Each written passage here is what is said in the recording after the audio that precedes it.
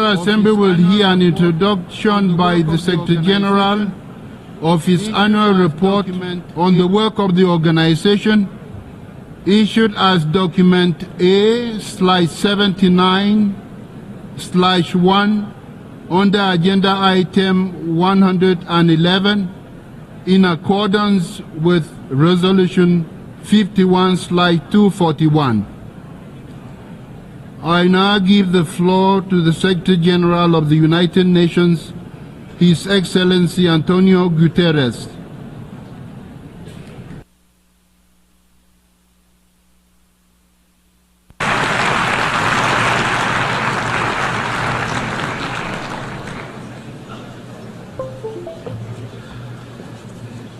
Mr. President of the General Assembly, Excellencies, ladies and gentlemen, our world is in a whirlwind. We are in an era of epic transformation, facing challenges unlike any we have ever seen, challenges that demand global solutions. Yet, geopolitical divisions keep deepening. The planet keeps heating. Wars rage with no clue how they will end. And nuclear posturing and new weapons cast a dark shadow. We are edging towards the unimaginable, a power keg that risks engulfing the world. Meanwhile, 2024 is the year that half of humanity goes to the polls, and half of humanity will be affected. I stand before you in this whirlwind convinced of two overriding truths.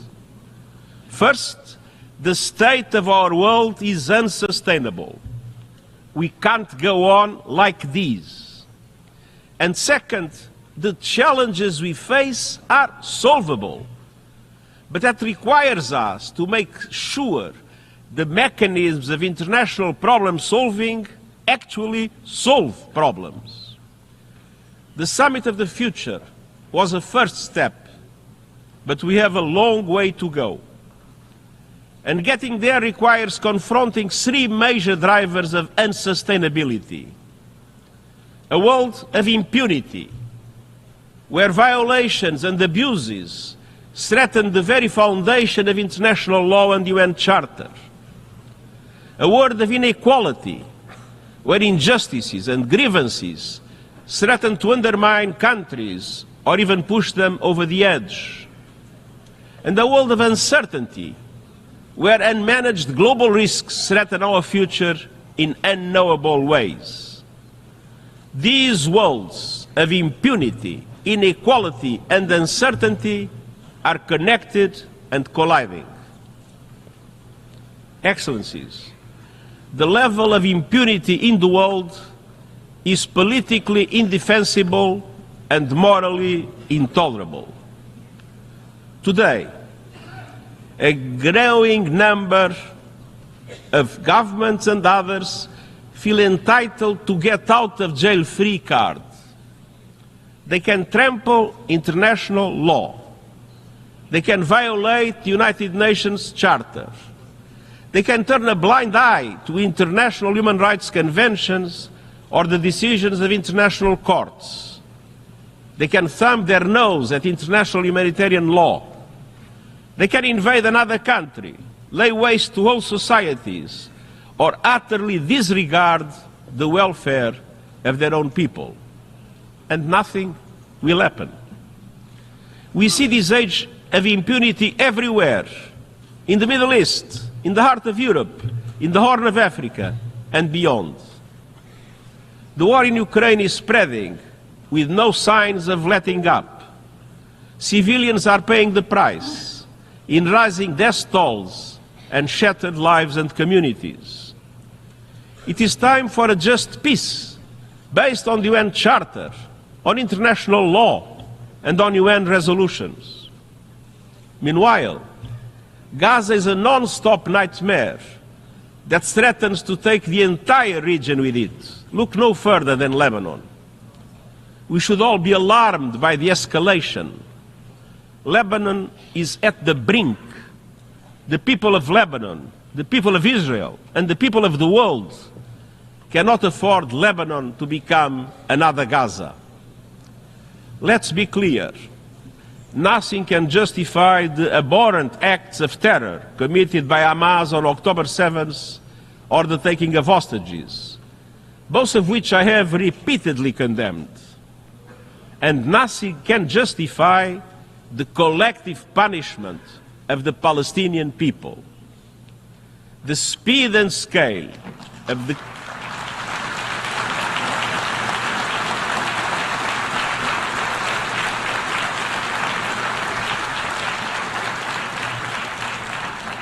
The speed and scale of the killing and destruction in Gaza are unlike anything in my years as Secretary General. More than 200 of our own staff have been killed, many with their families. And yet the women and men of the United Nations continue to deliver humanitarian aid. And I know you join me in paying a special tribute to UNRWA and to all humanitarians in Gaza.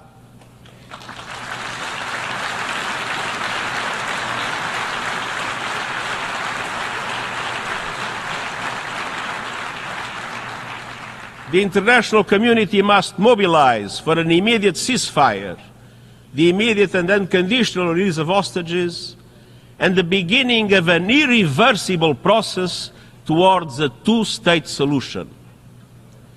For those who go on undermining that goal with more settlements, more land grabs, more incitement, I ask, what is the alternative? How could the world accept a one state in which a large number of Palestinians would be included without any freedom, any rights, or dignity? In Sudan, a brutal power struggle has unleashed horrific violence, including widespread rape and sexual assaults. A humanitarian catastrophe is unfolding as famine spreads. Yet outside powers continue to interfere with no unified approach to finding peace. In the Sahel, the dramatic and rapid expansion of the terrorist threat requires a joint approach rooted in solidarity. But regional and international cooperation have broken down. From Myanmar to the Democratic Republic of the Congo, to Haiti, to Yemen and beyond, we continue to see appalling levels of violence and human suffering in the face of a chronic failure to find solutions. Meanwhile, our peacekeeping missions are too often operating in areas where simply there is no peace to keep. Instability in many places around the world is a byproduct of instability in power relations and geopolitical divides. For all its perils, the Cold War had rules. There were hotlines, red lines, and guardrails. It can feel as though we don't have that today, and nor do we have a unipolar world. We are moving to a multipolar world, but we are not yet there yet. We are in a purgatory of polarity. And in this purgatory, more and more countries are filling the spaces of geopolitical divides, doing whatever they want with no accountability. That is why it is more important than ever to reaffirm the Charter, to respect international law, to support and implement decisions of international courts, and to reinforce human rights in the world, anywhere and everywhere.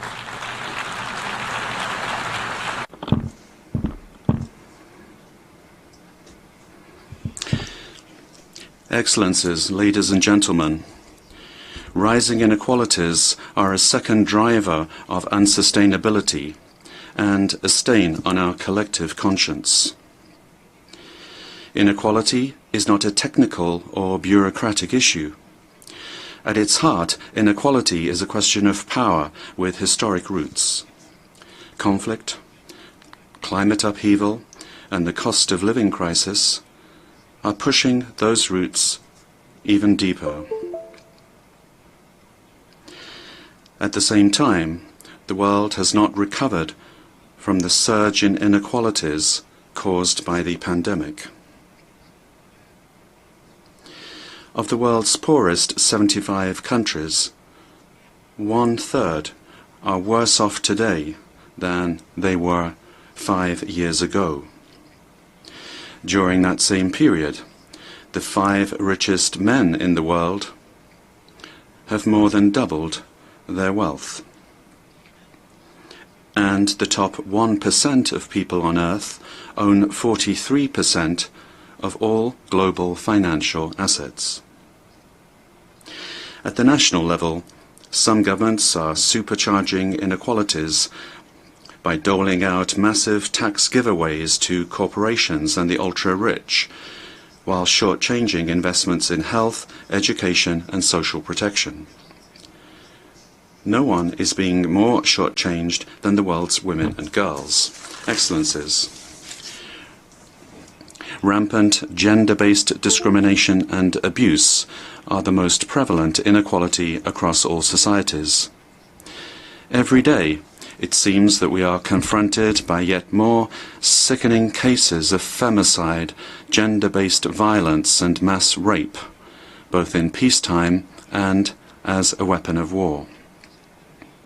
In some countries, laws are being used to threaten reproductive health and rights. And in Afghanistan, laws are being used to lock in the systematic oppression of women and girls. And I am sorry to observe that despite years of talk, gender inequality is on full display. Please forgive me, it's on full display in this hall as well. Less than 10% of speakers during this week's general debate are women. This is unacceptable, especially when we know that gender equality delivers for peace, sustainable development, climate action, and much more. That is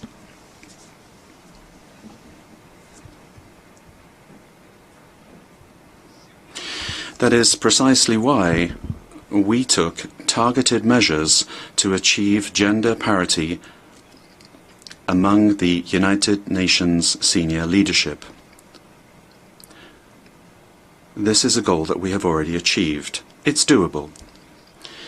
I call on male-dominated political and economic establishments around the world to do it as well. Excellencies, global inequalities are reflected and reinforced even in our own global institutions. The United Nations Security Council was designed by the victors of the Second World War. At the time, most of the African continent was still under colonial domination. To this day, Africa has no permanent seat on the world's preeminent Council of Peace. This must change.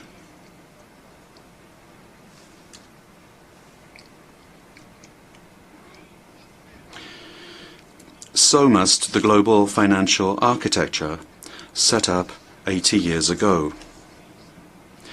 I commend the leaders of the World Bank and the International Monetary Fund for taking the important steps that they have. But, as the Pact for the Future emphasizes, tackling inequalities requires accelerating reform of the international financial architecture.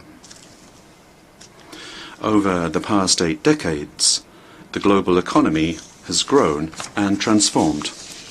The Bretton Woods institutions have not kept pace. They can no longer provide a global safety net or offer developing countries the level of support that they need.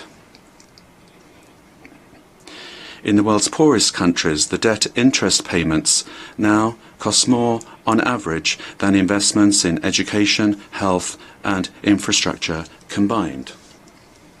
And around the world, more than 80% of Sustainable Development Goal targets are off track.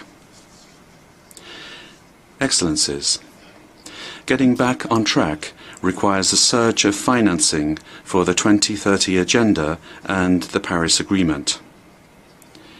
That means that G20 countries need to lead on an SDG stimulus of $500 billion a year.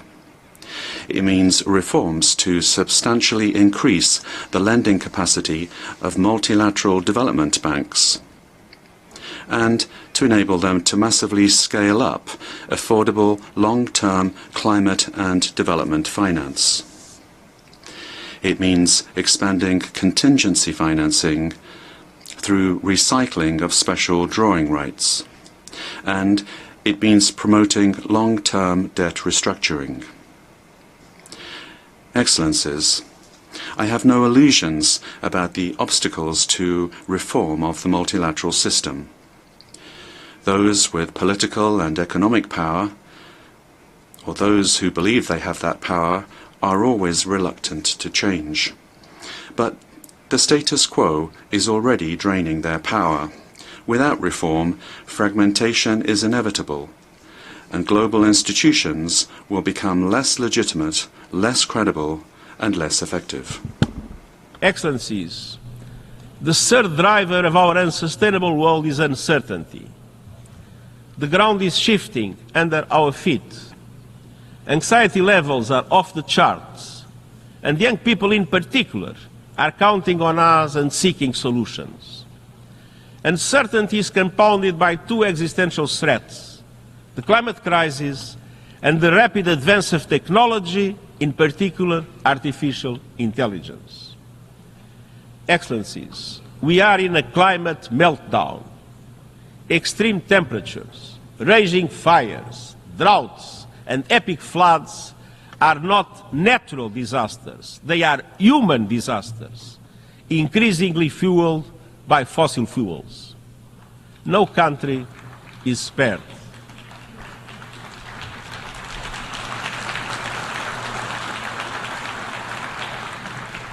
But the poorest and most vulnerable are hardest hit. Climate hazards are blowing a hole through the budgets of many African countries, costing up to 5% of GDP every year. And this is just the start.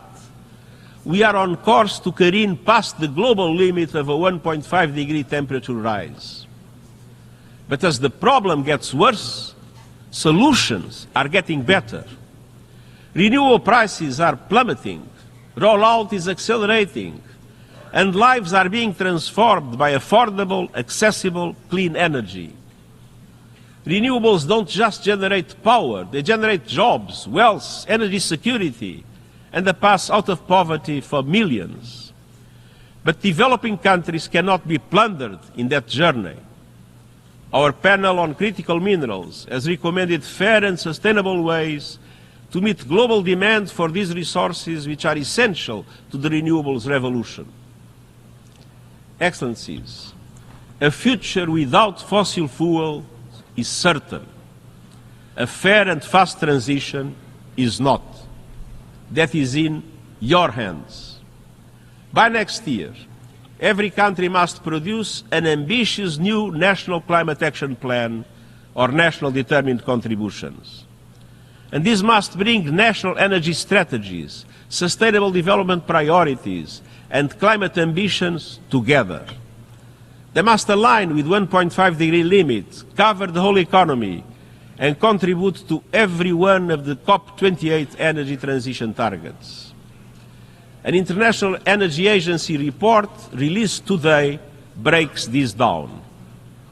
By 2035, on average, advanced economies must slash energy emissions 80% and the emerging markets 65%. The G20 is responsible for 80% of total emissions. They must lead the charge, keeping with the principle of common but differentiated responsibilities and respective capabilities in the light of different national circumstances. But these must be done with a joint effort, pooling resources, scientific capacities, and proven and affordable technologies for all to be able to reach those targets.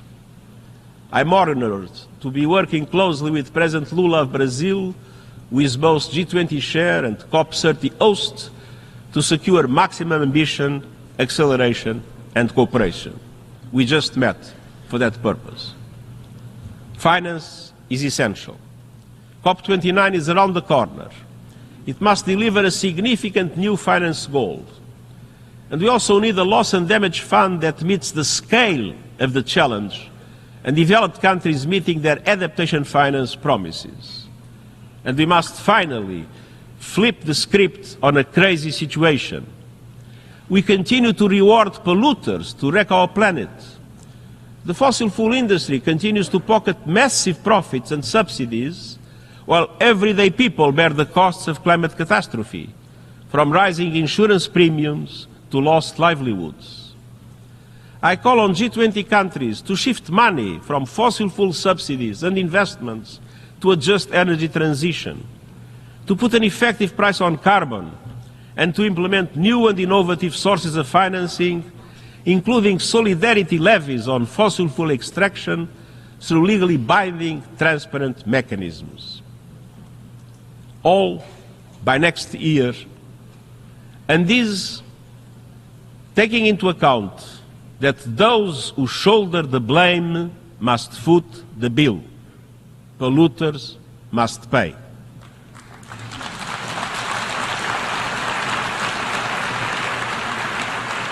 Excellencies, the rapid rise of new technologies poses another unpredictable existential risk. Artificial intelligence will change virtually everything we know, from work, education and communication to culture and politics. We know AI is rapidly advancing, but where is it taking us? To more freedom or more conflict? To a more sustainable world or greater inequality? To being better informed or easier to manipulate?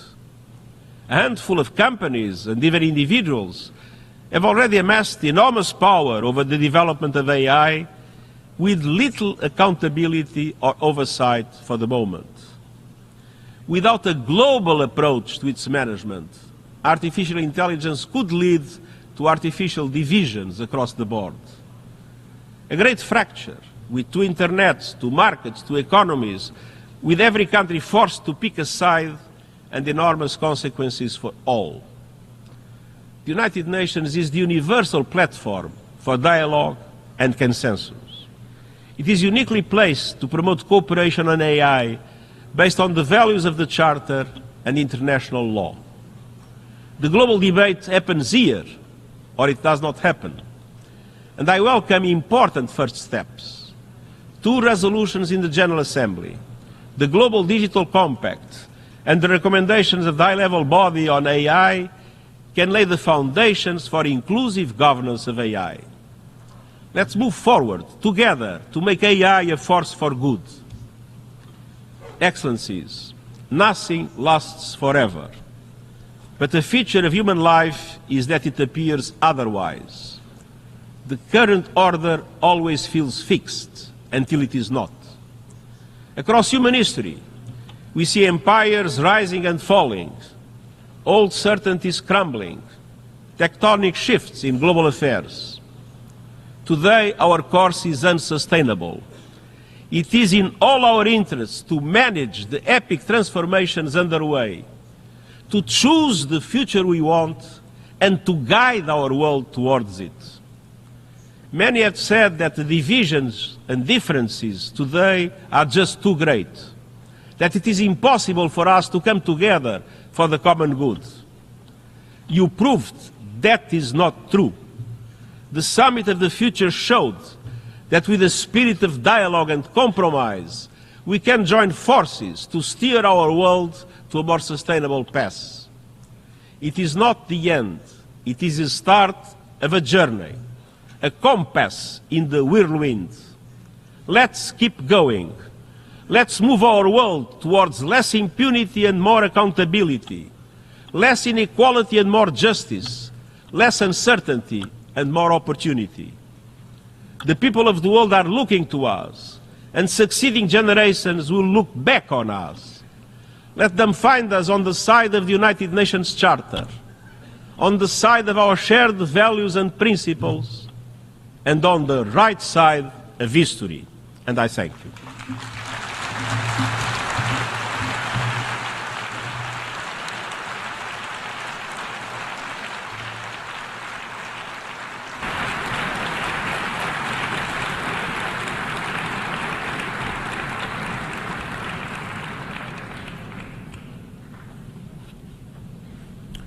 I thank the Secretary General.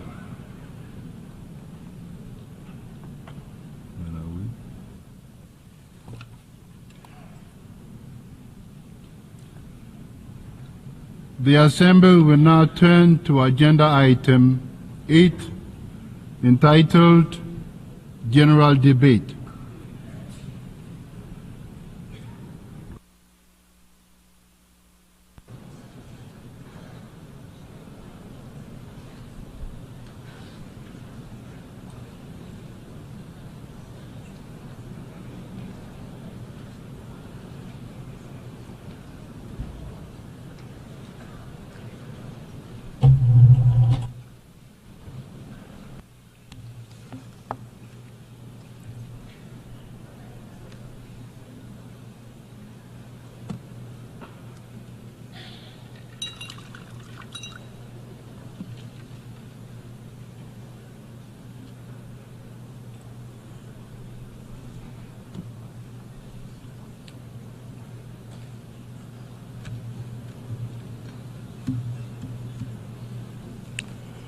Excellencies, Heads of State and Government, Your Excellency Antonio Guterres, Secretary General of the United Nations, Honorable Ministers,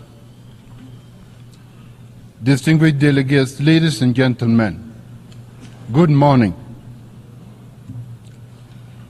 I extend a heartfelt welcome to the delegations from member states, observers, and esteemed guests. It is my profound honor and privilege to welcome you to this august hall for the general debate of the 79th session of the General Assembly. Before I proceed, I would like to recognize the presence here today of 9 of my predecessors, past presidents of the General Assembly.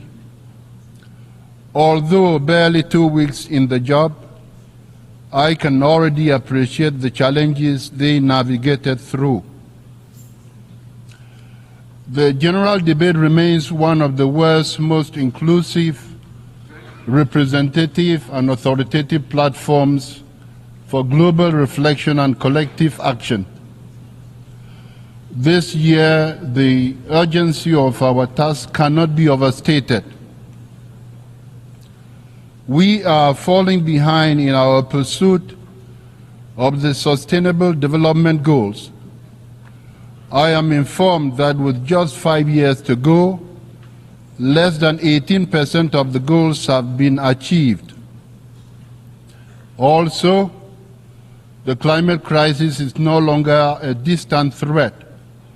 It is here now, ravaging ecosystems and dismantling the livelihoods of entire communities. Conflicts rage from the Middle East to Ukraine, from Haiti to South Sudan, leaving in their wake death, destruction, and immense suffering. I call for an immediate ceasefire in all these conflict settings. For almost a year now,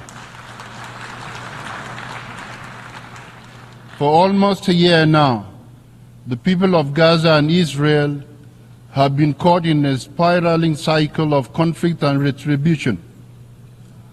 I take this opportunity to call for an immediate ceasefire for the Hamas-Israel war, the unconditional release of hostages, and for all parties to abide by international law, including international humanitarian law, and work towards a just and lasting solution grounded in the United Nations Charter, relevant resolutions, and international law ensuring dignity for both Palestinians and Israelis.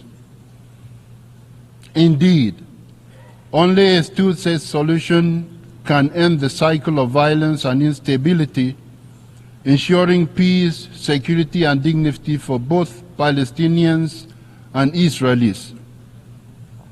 Excellencies, we should be coming together for peace and the well-being of our citizens. We should not divert essential resources into military stockpiles, fueling an arms race never before seen since the Cold War era. Nuclear weapons continue to be a threat to humanity and to our planet. A nuclear war must never be fought. Conditions for their use or accidental explosion must always be avoided.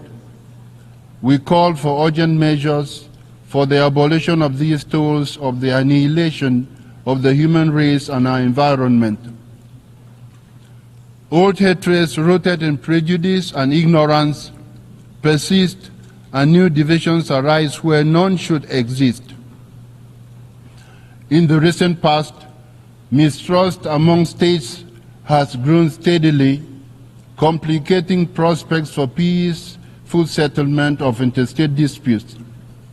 It is time to invest more in building trust and practicing dialogue.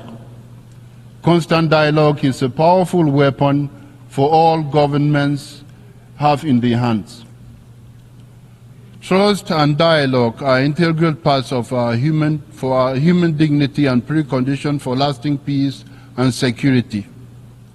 Excellencies, gender equality remains a distant goal as many women and girls around the world continue to be denied their basic rights, justice, and opportunities.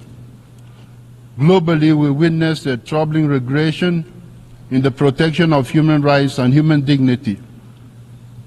Millions remain trapped in poverty, their lives restricted by forces beyond their control.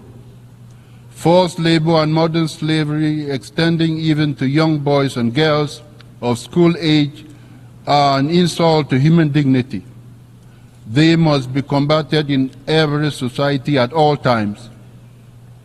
Excellencies, there is an urgent need to reform the international financial system as too many countries remain burdened by crippling debt, forced to choose between servicing loans and improving the lives of their citizens. Meanwhile, the digital divide continues to widen, cutting off entire populations from the tools needed to succeed in the 21st century.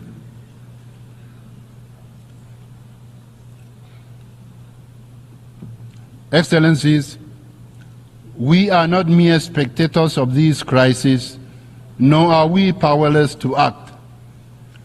Within this hall are the leaders and representatives of the world's nations, the very people with the authority and responsibility to shape the course of our shared future. At our disposal is one of the most powerful tools for positive change: international cooperation grounded in the undeniable truth that even the most powerful nation cannot solve these complex borderless challenges alone. This truth was reaffirmed through our efforts at the Summit of the Future and the consensus adoption of the Pact of the Future. The Pact of the Future charts a path forward, reinvigorating our multilateral institutions with renewed energy, focus, and clarity to meet the demands of a rapidly changing world. Let us build on this momentum. Excellencies, a better world begins with unlocking the potential of we, the peoples of the world. Freedom and good governance ensure that no one, no individual, no community is left behind. In this endeavor, we must never overlook the challenges faced by the small island developing states, the landlocked developing states, the least developing countries, and the small states. It is incumbent on the United Nations to do more than just express solidarity. Specific programs responding to the unique situations in which these groups of states find themselves must be envisaged. This will be a priority of my presidency. Africa is one of the priorities of the United Nations. We must support Africa. The African Union's Agenda 2063 presents a bold and transformative vision for the continent. Africa currently has the youngest population in the world, and by 2063, 1 in 4 people will be African. The generation of resources for the well-being of these peoples has been much slower than the population growth. We must not let Africa's potential go unrealized. In fact, to truly unlock Africa's vast potential, we must actively cultivate global partnerships that align with the continent's aspirations and drive its success. In this endeavor, I look forward to working with member states of the United Nations this year on keeping Africa at the heart of our agenda. Excellencies, in this 79th session, I also want to prioritize multilingualism as a recognition of our world's cultural and linguistic richness. We understand that the multitude of languages, cultures, and perspectives should not be viewed as a source of division, but as a wellspring of strength. Excellencies, we anticipate a very successful high-level week. In addition to the recently concluded Summit of the Future and this ongoing general debate, several critical high-level events are expected to take place. These include the high-level event on microbial resistance, the high-level meeting on addressing the existential threats posed by sea level rise, and the high-level plenary meeting to commemorate and promote the International Day for the Total Elimination of Nuclear Weapons. Throughout the 79th session, we will address the urgent issues of our time. While we may not agree on every issue, we all share the same fundamental goal: to build a better world for everyone, everywhere. Here today are representatives from 193 member states, each embodying our collective aspirations, each guided by a shared vision. The path ahead is difficult, fraught with obstacles that may at times seem insurmountable, but they are not impassable. We have the tools, the knowledge, and the collective will to overcome these challenges if we act together with courage and conviction. Thank you.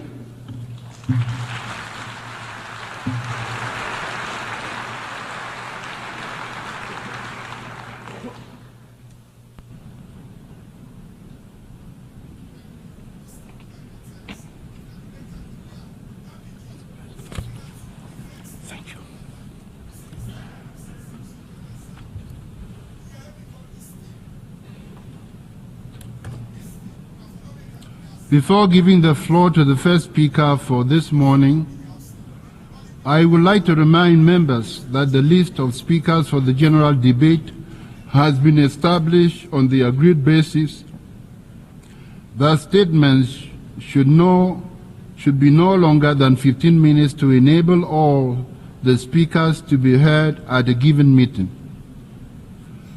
Within this time frame, I would like to appeal to speakers to deliver their statements at a reasonable pace so that interpretation into other official United Nations languages may be provided properly. I would also like to draw your attention to the decision taken by the General Assembly at previous sessions, namely, that the practice of expressing congratulations inside the General Assembly Hall after a speech has been delivered is strongly discouraged. After delivering their statements from the rostrum, speakers are invited to exit the General Assembly Hall through room GA 200, located behind the podium, before returning to their seats. May I take it that the General Assembly agrees to proceed in this manner? It is so decided. Finally, I should like to draw the attention of members that during the general debate, official photographs of all the speakers are taken by the Department of Global Communications. Members interested in obtaining these photographs are requested to contact the Photo Library of the United Nations. The Assembly will hear an address by His Excellency Luis Inácio Lula da Silva, President of the Federative Republic of Brazil. I request protocol to escort His Excellency and invite him to address the Assembly.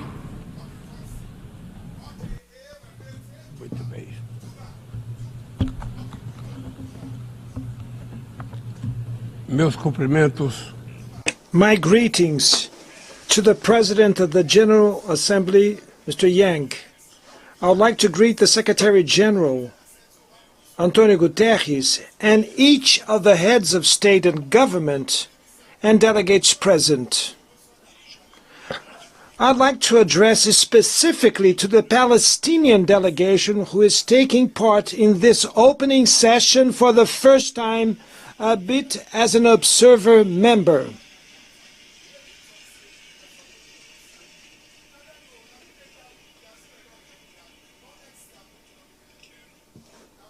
I'd like to also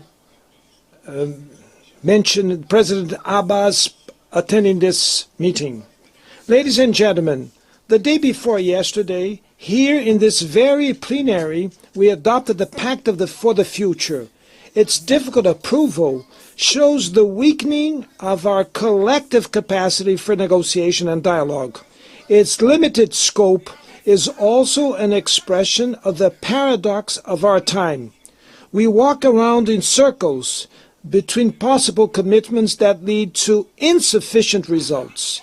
Not even with the tragedy of COVID-19 were we able to unite around a treaty on pandemics at the World Health Organization. We need to go much further and provide the UN with the necessary means to face the dizzying changes in the international panorama. We are living in a time of growing anguish, frustration, tension, and fear. We are witnessing an alarming escalation of geopolitical disputes and strategic rivalries. 2023 holds the sad record of the highest number of conflicts since World War II. Global military spending grew for the 9th consecutive year and reached $2.4 trillion.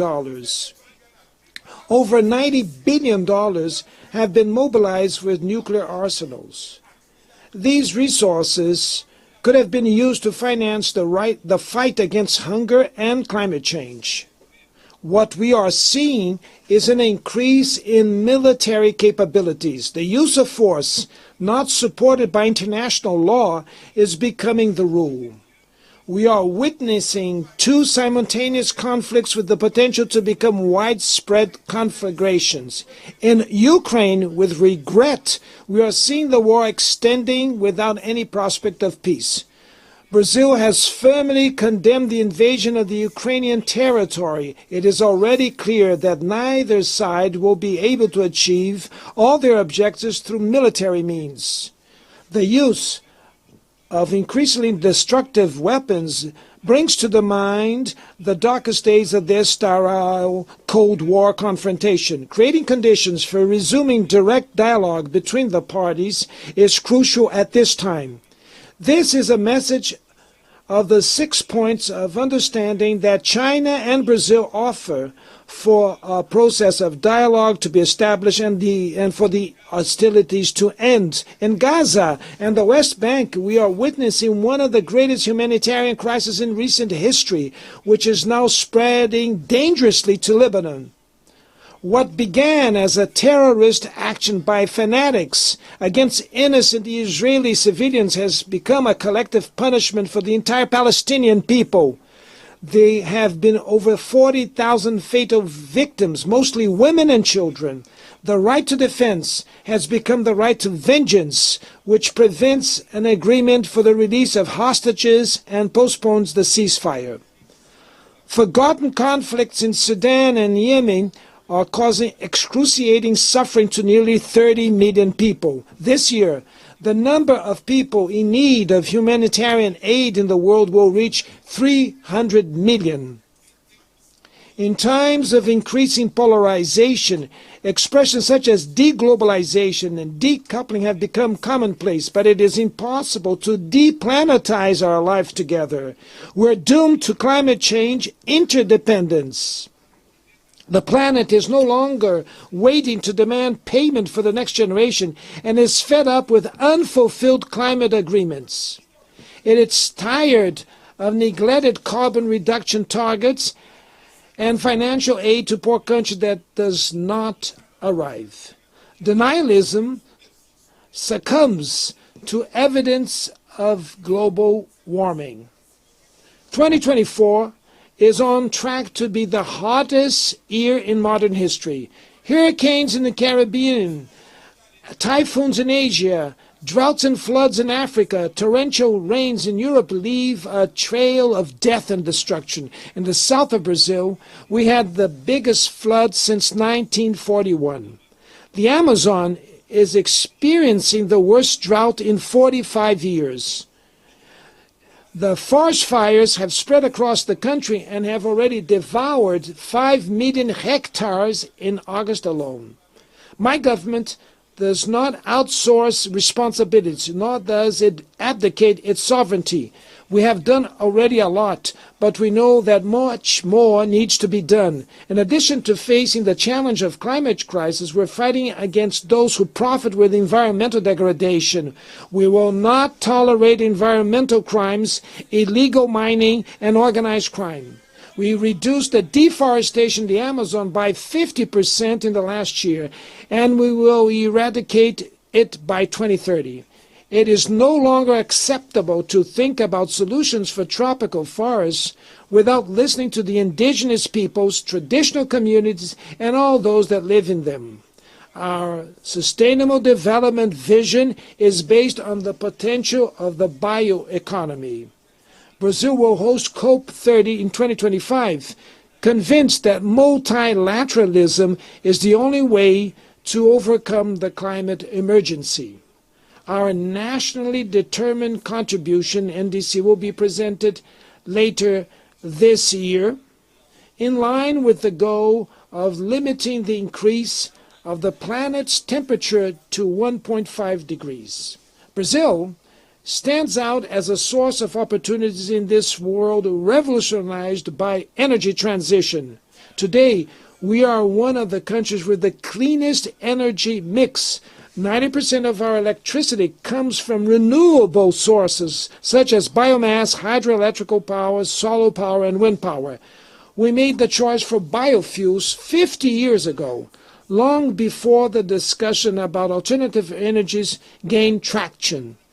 We are on the forefront of other important niches, such as green hydrogen production. It is time to face the debate about the slow pace of the planet's decarbonization and work for an economy less reliant on fossil fuels. Mr. President, Latin America has been experienced since a second lost decade since 2014. The region's average growth during this period was only just 0.9%, less than half of what was seen in the last decade of the 80s. This combination of low growth and high levels of inequality results in harmful effects on the political landscape. Engulfed by disputes often unrelated to the region, our vocation for cooperation and understanding has been weakened. It is unjustified keeping Cuba on a unilateral list of states that allegedly promote terrorism, and also that this is undue. He reaches the most vulnerable countries. In Haiti, it's urgent to combine actions to restore public order and promote development. In Brazil, defending democracy implies permanent action against extremist, messianic, and totalitarian attacks which spread hatred, intolerance, and resentment. It was on its behalf that Brazilians defeated dictators and tyrants who tried to undermine institutions and put them at the service of reactionary interests. Democracy needs to respond to the legitimate aspiration of those who no longer accept hunger, inequality, unemployment, and violence. In a globalized world, it makes no sense to resort to false patriots and isolationists, nor is there hope in resorting to ultra-liberal experiments that only worsen the difficulties of an impoverished continent. The future of our region depends above all on building a sustainable, efficient, and inclusive state that tackles all forms of discrimination. A future which is not intimidated by individuals, corporations, or digital platforms that consider themselves above the law. Freedom is the first victim of a world with no rules. Essential elements of sovereignty includes the right to prescribe laws, adjudicate disputes, and enforce rules within one's territory, including the digital environment. The state we are building is sensitive to the needs of the most vulnerable, without giving up sound macroeconomic foundations. The false opposition between state and market was abandoned by developed nations, which returned to practice active industrial policies and strong regulation of the domestic economy. In the area of artificial intelligence, we are experiencing the consolidation of asymmetries that lead to a true knowledge oligopoly. The unprecedented concentration in the hands of a small number of people and companies based in an even smaller number of countries is advancing. We are interested in emancipatory artificial intelligence, which also has the face of the global south and which strengthens cultural diversity, that respects human rights, protects personal data, and promotes information integrity. And above all, that it will be a tool for peace, not for war. We need an intergovernment governance of artificial intelligence in which all states have a seat. Mr. President, conditions for accessing financial resources remain prohibitive for most low and middle income countries. The debt burden limits fiscal room to invest in health and education, reduce inequalities, and address climate change. African countries borrow at rates up to 8 times higher than Germany and 4 times higher than the United States. It's a Marshall Plan in reverse, in which the poorest finance the richest. Without greater participation of the developing countries in the management of the IMF and the World Bank, there will be no effective change. While the Sustainable Development Goals lag behind, the world's 150 largest companies had collectively made up to $1 trillion in profits over the last 2 years. The fortunes of the top 5 billionaires have more than doubled since the start of this decade, while 60% of humanity has become poor. The super rich pay proportionally much less tax than the working class.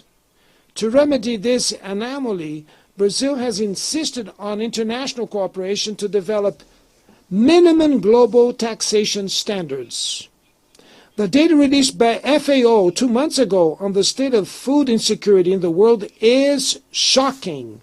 The number of people going hungry around the world has increased by more than 152 million since 2019. This means that 9% of the world's population, 733 million people, are undernourished. The problem is severe in Africa and Asia, but it also persists in parts of Latin America. women, and girls make up the majority of people facing hunger in the world.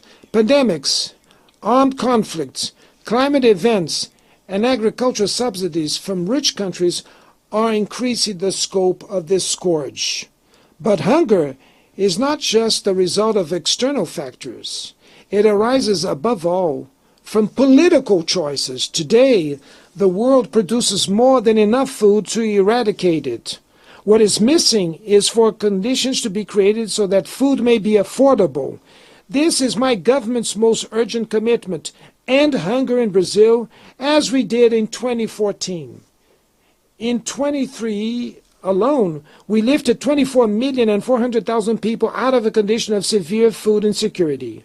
The Global Alliance Against Hunger and Poverty, which we will launch in Rio de Janeiro in November, was born from this political will and this spirit of solidarity.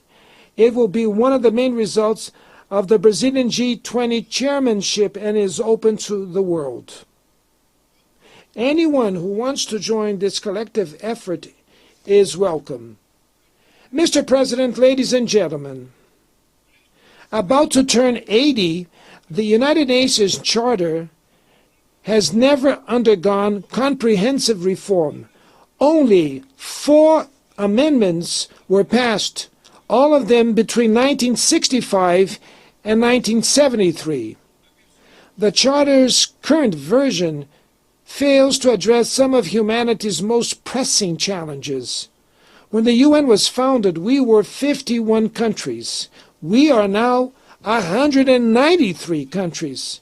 Several countries, mainly on the African continent, were under colonial rule when the UN was founded and had no say over its goals and functioning. There is no gender balance in the highest positions. The position of Secretary General has never been held by a woman.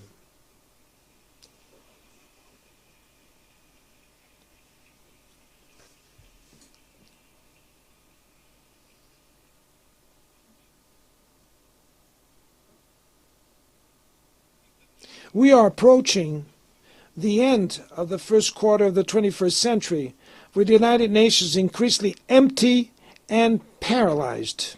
It is time to react vigorously to this situation, restoring to the organization the prerogatives that derive from its status as a universal forum. One-off adjustments are not enough. We need to think about reviewing and revising the Charter comprehensively. The reform should include the following goals: transforming the Economic and Social Council into the main forum for dealing with sustainable development and the fight against climate change with a real capacity to inspire financial institutions. Revitalizing the role of the General Assembly, including in matters of international peace and security. Strengthening of the Peace-Building Commission. Reform of the Security Council, focusing on its composition, working methods, and veto powers in order to make it more effective and representative of contemporary realities. Excluding Latin America and Africa from the permanent seats of the Security Council is an unacceptable echo of domination practices from the colonial past. Let's promote this discussion in a transparent way. Let's promote this discussion in a transparent way in consultation with the G77, the G20, and the BRICS, in the CARICOM, at the UE, and any other spaces that exist. I have no illusions about the complexity of a reform like this, which will face crystallized interests in maintaining the status quo. It will require enormous negotiation effort, but that is our responsibility. We cannot wait for another world tragedy like the World War II to only then build a new governance on its rubbles.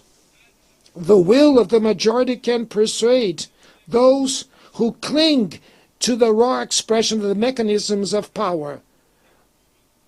The humanities' aspirations echo in this plenary. Here, We engage in the world's big debates. In this forum, we look for answers to the problems inflicted on the world. It is up to the General Assembly, the biggest expression of multilateralism, the mission to pave the way for the future. Thank you very much.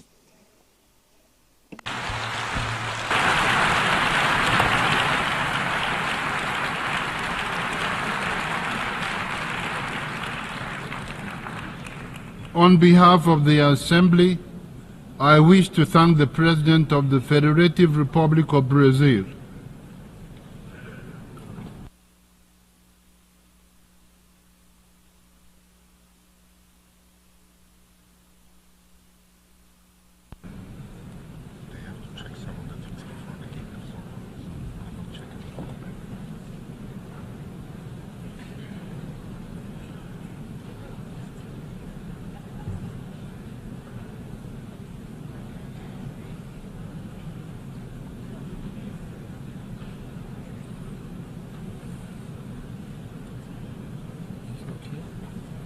say they're checking a few things before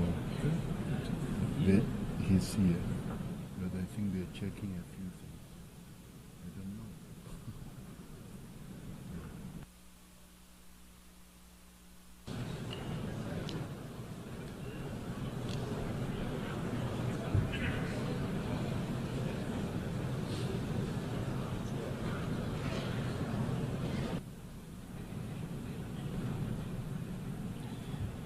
Just driving another minute.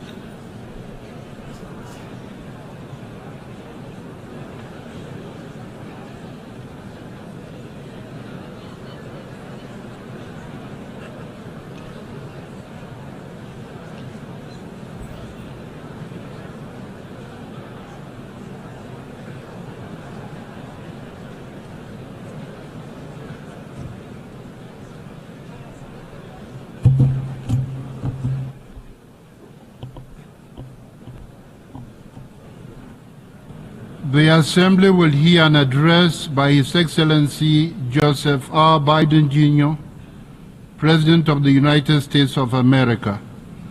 I request protocol to escort His Excellency and invite him to address the Assembly.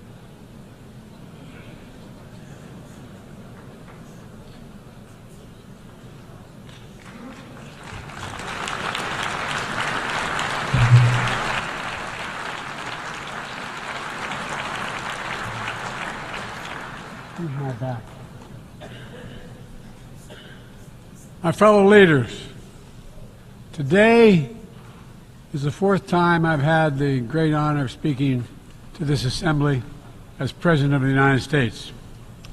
It'll be my last. I've seen a remarkable sweep of history. I was first elected to office in the United States of America as a U.S. Senator in 1972. Now, I know I look like I'm only 40. I know that. I was 29 years old. Back then, we were living through an inflection point, a moment of tension and uncertainty. The world was divided by the Cold War. The Middle East was headed toward war. America was at war in Vietnam. At that point, the longest war in America's history. Our country was divided and angry, and there were questions about our staying power and our future. But even then, I entered public life not out of despair, but out of optimism. The United States and the world got through that moment. It wasn't easy or simple, without significant setbacks. But we would go on to reduce the threat of nuclear weapons through arms control, and then go on to bring the Cold War itself to an end. Israel and Egypt went to war, but then forged a historic peace. We ended the war in Vietnam. The last year in Hanoi, I met with the Vietnamese leadership. We elevated our partnership to the highest level. It's a testament to the resilience of the human spirit and the capacity for reconciliation. That today the United States and Vietnam are partners and friends. And it's proof that even from the horrors of war, there's a way forward. Things can get better. We should never forget that. I've seen that throughout my career. In the 1980s, I spoke out against apartheid in South Africa. And then I watched the racist regime fall. In the 1990s, I worked to hold Milosevic accountable for war crimes. He was held accountable. At home, I wrote and passed the Violence Against Women Act to end the scourge of violence against women and girls, not only in America, but across the world, as many of you have as well.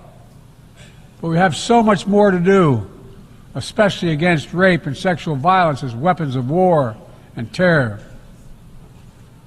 We were attacked on 9/11 by al-Qaeda and Osama bin Laden. We brought him justice. Then I came to the presidency at another moment of crisis and uncertainty. I believed America had to look forward. New challenges, new threats, new opportunities were in front of us.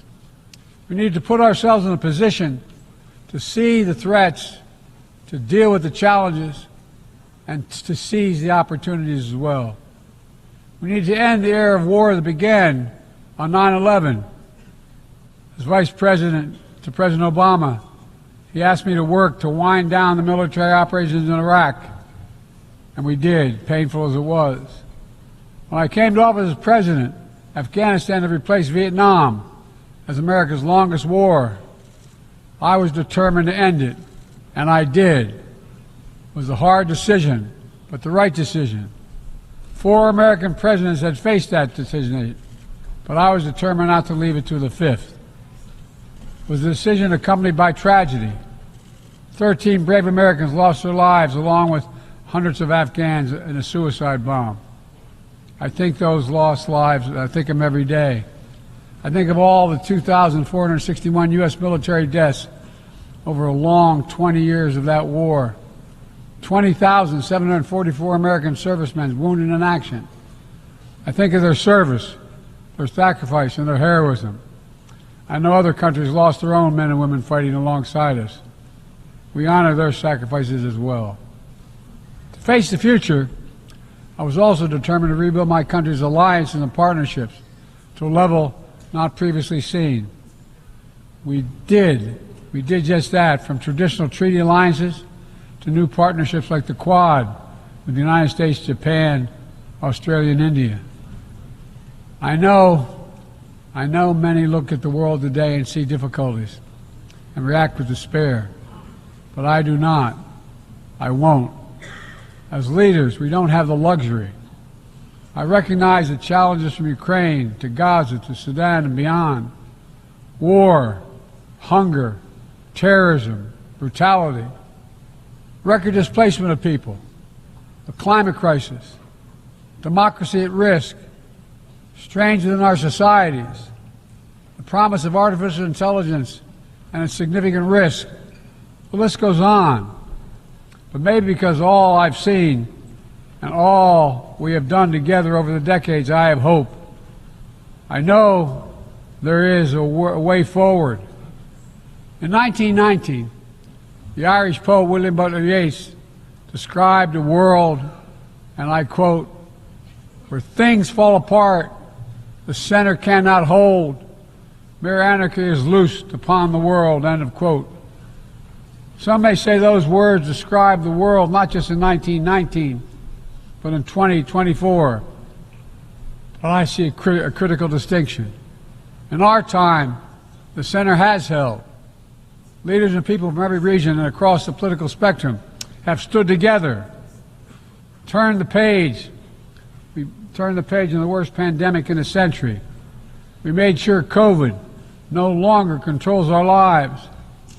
We defended the UN Charter and ensured the survival of Ukraine as a free nation.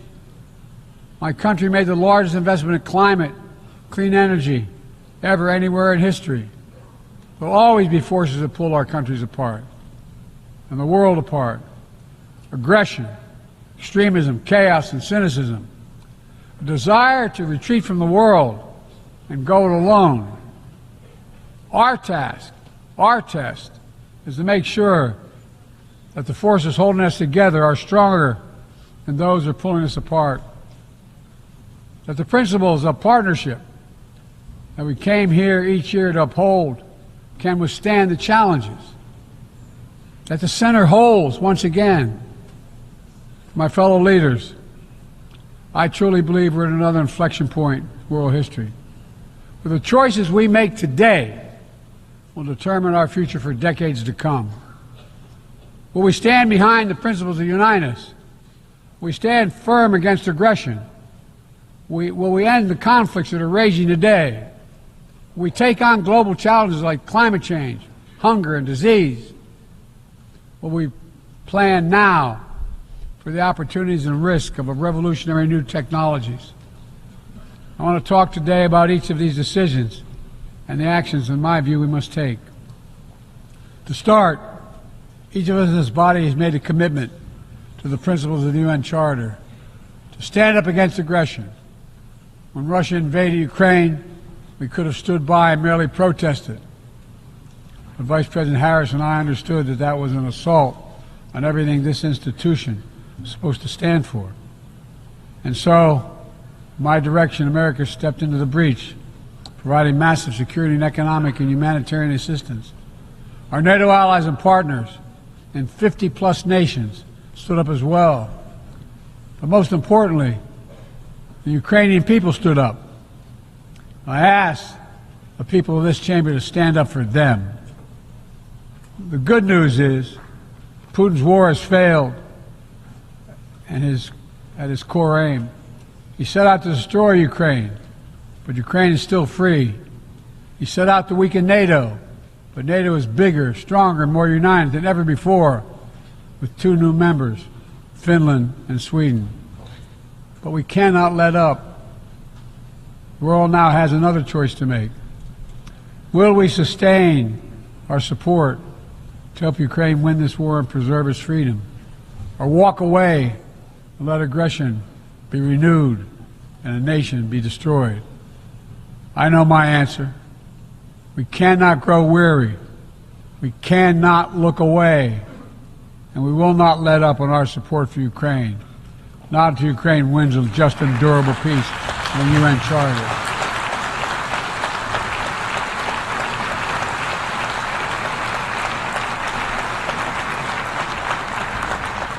We also need to uphold our principles as we seek to responsibly manage the competition with China so it does not veer into conflict. We stand ready to cooperate on urgent challenges for the good of our people and the people everywhere. We recently resumed cooperation with China to stop the flow of deadly synthetic narcotics.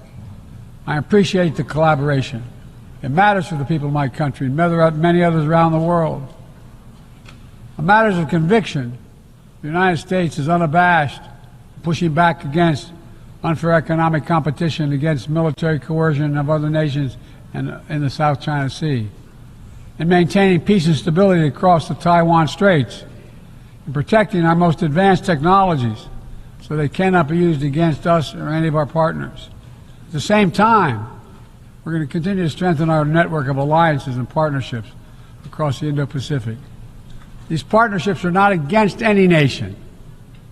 They're building blocks for a free, open, secure, and peaceful Indo-Pacific. We're also working to bring greater measure of peace and stability to the Middle East. The world must not flinch from the horrors of October 7th. Any country would have the right and responsibility to ensure that such an attack can never happen again. Thousands of armed Hamas terrorists invaded a sovereign state, slaughtering and massacring more than 1,200 people, including 46 Americans, in their homes and at a music festival. Despicable acts of sexual violence, 250 innocents taken hostage. I've met with the families of those hostages. I've grieved with them. They're going through hell. Innocent civilians in Gaza are also going through hell. Thousands and thousands kills, including aid workers. Too many families dislocated, crowding into tents, facing a dire humanitarian situation. They did not ask for this war that Hamas started. I put forward with Qatar and Egypt a ceasefire and hostage deal. It's been endorsed by the UN Security Council. Now is the time for the parties to finalize its terms, bring the hostages home, and secure security for Israel and Gaza free of Hamas' grip, ease the suffering in Gaza, and end this war. On October 7th,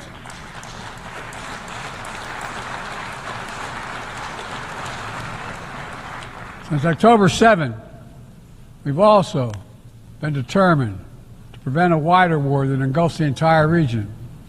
Hezbollah, unprovoked, joined the October 7th attack, launching rockets into Israel. Almost a year later, too many on each side of the Israeli-Lebanon border remain displaced. A full-scale war is not in anyone's interest. Even if the situation has escalated, a diplomatic solution is still possible. In fact, it remains the only path to lasting security to allow the residents from both countries to return to their homes and the border safely. And that's what we're working tirelessly to achieve. As we look ahead, we must also address the rise of violence against innocent Palestinians on the West Bank and set the conditions for a better future, including a two-state solution where the world where Israel enjoys security and peace and full recognition and normalized relations with all its neighbors, where Palestinians live in security, dignity, and self-determination in a state of their own.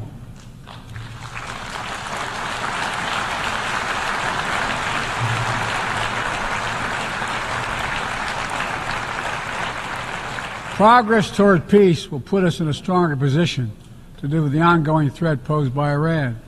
Together we must deny oxygen to its terrorist proxies, which have called for more October 7th and ensure that Iran will never, ever obtain a nuclear weapon. Gaza is not the only conflict that deserves our outrage. In Sudan, a bloody civil war unleashed one of the world's worst humanitarian crises. 8 million on the brink of famine. Hundreds of thousands already there. Atrocities in Darfur and elsewhere. The United States has led the world in providing humanitarian aid to Sudan. And with our partners, we've led diplomatic talks to try to silence the guns and avert a wider famine. The world needs to stop arming the generals, to speak with one voice and tell them, stop tearing your country apart, stop blocking aid to the Sudanese people, end this war now.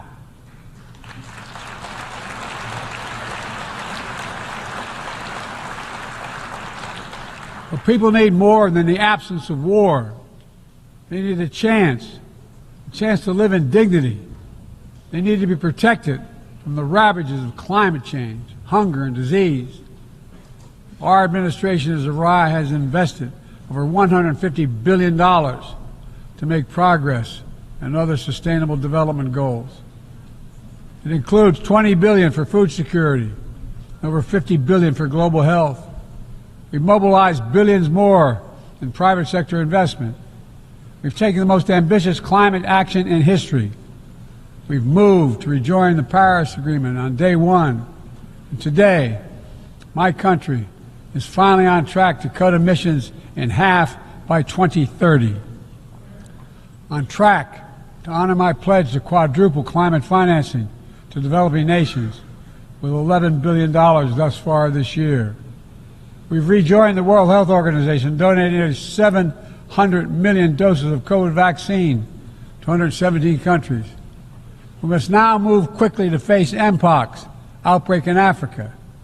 We're prepared to commit $500 million to help African countries prevent and respond to Mpox and to donate 1 million doses of Mpox vaccine now.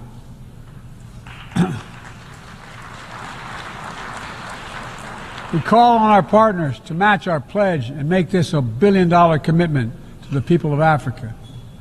Beyond the core necessities of food and health, the United States, the G7, and our partners have embarked on an ambitious initiative to mobilize and deliver significant finance to the developing world.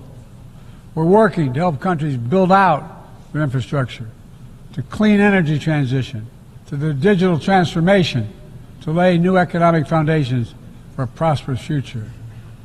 It's called the Partnership for Global Infrastructure and Investment.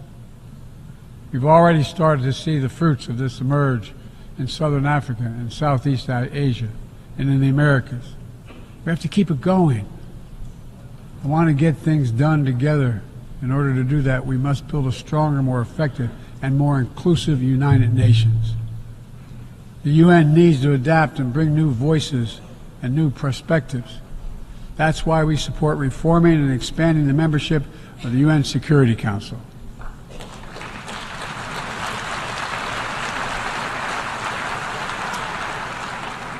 Our UN ambassador just laid out our detailed vision to reflect today's world, not yesterday's. It's time to move forward. The Security Council, like the UN itself, needs to go back to the job of making peace, of brokering deals to end wars and suffering.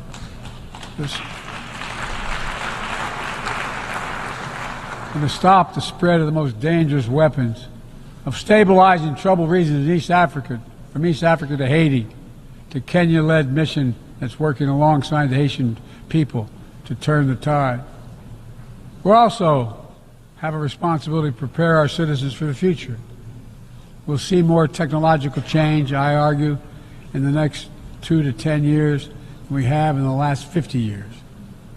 Artificial intelligence is going to change our ways of life, our ways of work, and our ways of war. It could usher in scientific progress at a pace never seen before, and much of it could make our lives better. But AI also brings profound risks, from deep fakes to disinformation, to novel pathogens, to bioweapons. We've worked at home and abroad to define the new norms and standards. This year, we achieved the first ever General Assembly resolution on AI to start developing global rules of the road. We also announced a declaration on the responsible use of AI, joined by 60 countries in this chamber. But let's be honest, this is just the tip of the iceberg, what we need to do to manage this new technology. Nothing is certain about how AI will evolve or how it will be deployed. No one knows all the answers. My fellow leaders, it's with humility I offer two questions. First, how do we as an international community govern AI? As countries and companies race to uncertain frontiers, we need an equally urgent effort to ensure AI's safety, security, and trustworthiness. As AI grows more powerful, it also must grow more responsive to our collective needs and values. Benefits of all must be shared equitably. It should be harnessed to narrow, not deepen, digital divides. Second, will we ensure that AI supports rather than undermines the core principles that human life has value and all humans deserve dignity? We must make certain that the awesome capabilities of AI will be used to uplift and empower everyday people, not to give dictators more powerful shackles on the human spirit. In the years ahead, there may well be no greater test of our leadership than how we deal with AI. Let me close with this. Even as we navigate so much change, one thing must not change. We must never forget who we're here to represent. We the people. These are the first words of our Constitution, the very idea of America. They inspired the opening words of the UN Charter. I made the preservation of democracy the central cause of my presidency. This summer, I faced a decision whether to seek a second term as president. It was a difficult decision. Being president has been the honor of my life. There's so much more I want to get done. As much as I love the job, I love my country more. I decided after 50 years of public service, it's time for a new generation of leadership to take my nation forward. My fellow leaders, let us never forget, some things are more important than staying in power. It's your people.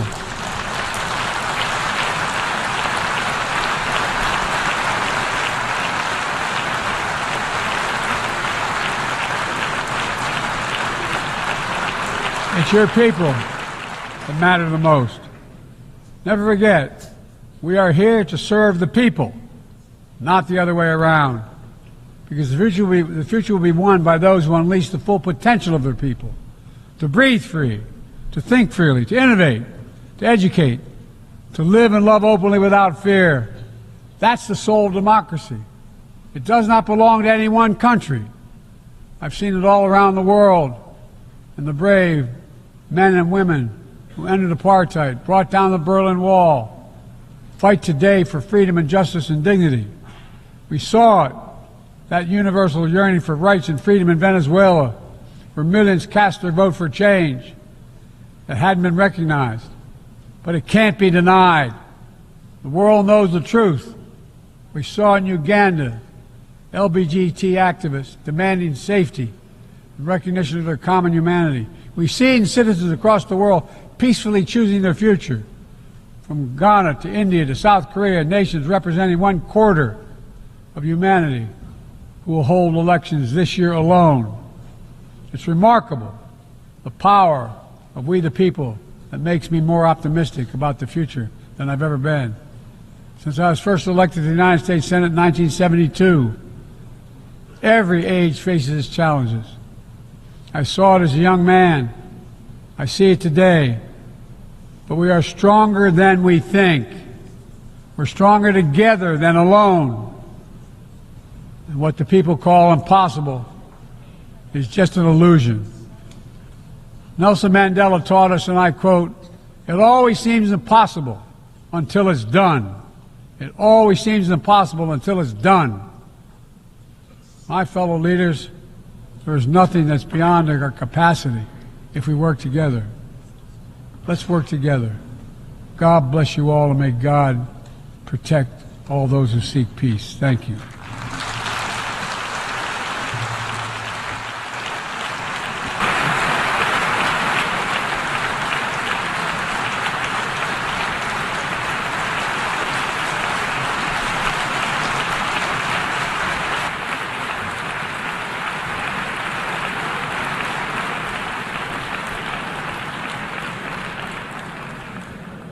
On behalf of the Assembly, I wish to thank the President of the United States of America. May I request representatives to remain seated while we suspend the meeting for 5 minutes before resuming to hear the next speaker.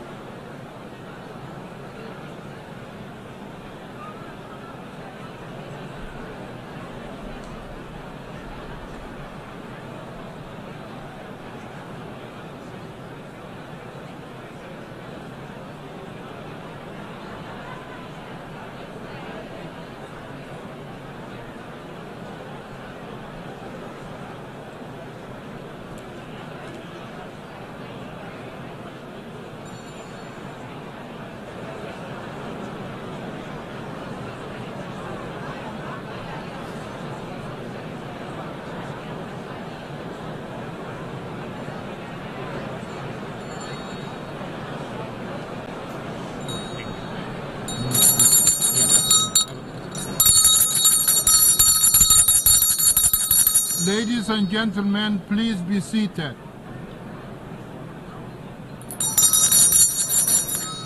Ladies and gentlemen, please be seated. Senhoras e senhores, retomam seus assentos.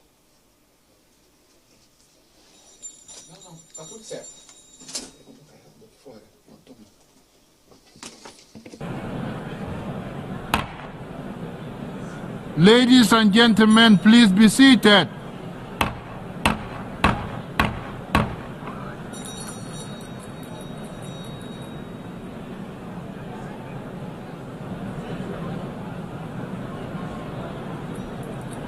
Ladies and gentlemen, please be seated.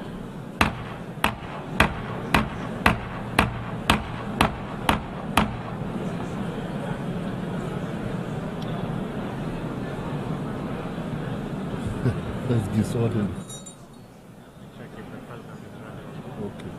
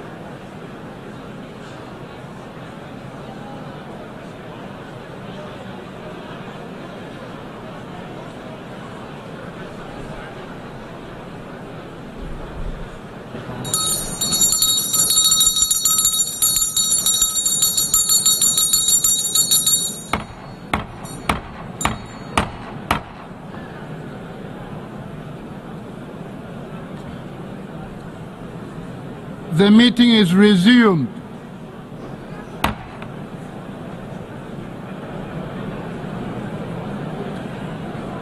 The Assembly will hear an address by His Excellency Recep Tayyip Erdogan, President of the Republic of Turkey.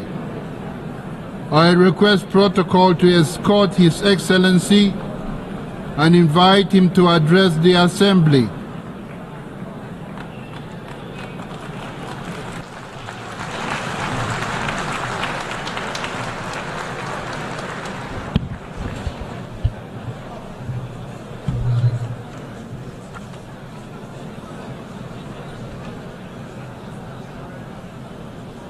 Sayın Başkan, Mr. President, dear heads of states and governments, Mr. Secretary General, distinguished delegates, on behalf of myself, my country, and my nation, I greet you with my most heartfelt feelings and respect. I'm honored to have the opportunity to address the United Nations General Assembly once again today. Well, I hope that the 79th General Assembly will be a blessing for our countries and for the entire humanity. I would like to congratulate Mr. Francis on the completion of his term as President of the General Assembly and wish success to Mr. Young as he takes over. I would like to express here our pleasure to see the representative of our friend and brother Palestine in his rightful place among the member states as a result of long struggles. I hope that this historic step will be the final turning point on the road leading to Palestine's membership to the United Nations. The international community and all of us in the human family must fulfill our obligation to the Palestinian people without further ado, that haven't done already. Distinguished guests, I know that there are certain crises that you're monitoring on TV, and those are the crises that we are going through every day, and we're trying to manage them. That's why today I'm not talking representing a country that is situated far away from tensions, but instead that is found at the very heart of tension and war. Some people will critical of us. But despite that fact, today, on the common rostrum of the human race, we will speak of the truth frankly and openly. Right now, the United Nations, under the roof of which we are found today, were established in the aftermath of the Second World War, in which millions of people have lost their lives to maintain international peace and security. With the establishment of the United Nations, expectations for global stability, peace, and justice were reborn. And hopes for peace were sprouted again. To put it bluntly, unfortunately, in the last few years, the United Nations has failed to fulfill its founding mission and has gradually become a dysfunctional structure. The world is bigger than five is my motto, it's my credo, and this credo represents our common values, and we need those values more than ever in this day and age. International justice cannot be left in the will of five privileged member states of the Security Council. And the most dramatic example to that is the war, the massacre that has been going on in Gaza for the last 350 days. And since October 7, 41,000 Palestinians have been killed in the continuous Israeli attacks. 41,000 lives, 41,000 people, mostly children and women, were ruthlessly taken away. And no one knows where more than 10,000 people are, most of which are children. And likewise, 100,000 people were injured, maimed, or they lost their limbs. 172 journalists were killed while trying to do their job under very difficult circumstances. And more than 500 medics have been killed while they were trying to save lives. Humanitarian aid workers and the United Nations personnel who came to the rescue of the people of Gaza who were struggling with hunger and thirst were killed. More than 215 United Nations personnel. They hit marketplaces, tents, and camps where the refugees were sheltered. They hit 820 mosques and 3 churches that shouldn't have been touched even in war. And they deliberately hit dozens of hospitals, hundreds of schools, more than 130 ambulances carrying patients. They shredded the Charter of the United Nations from the rostrum of the United Nations and shamelessly challenged the whole world, who are people of conscience. From this very rostrum, they challenged them. My friends, leaked images from Israel's prisons, which it has turned into concentration camps, clearly show what kind of barbarianism we are facing. As a result of Israeli attacks, Gaza has become the world's largest cemetery for women and children. More than 17,000 children were targeted by Israeli bullets and bombs. Hind Recep was only 6 years old. He and his family were seeking safety when their car was hit by Israeli forces. He lost everything. He lost his mother, father, siblings, cousins. He lost all the hopes he had packed, and only he survived. He waited desperately for rescue for 12 days. Will you come to take me? I'm fearful. Was waiting for a helping hand to reach out to him for 12 days. Despite the level of our world has reached, despite the technology at our disposal, despite our organizations with huge budgets employing tens of thousands of personnel, as a human family of 8 billion inhabitants, we haven't yet managed to rescue a 6-year-old girl, which is actually like an injured sparrow trapped under the rubble.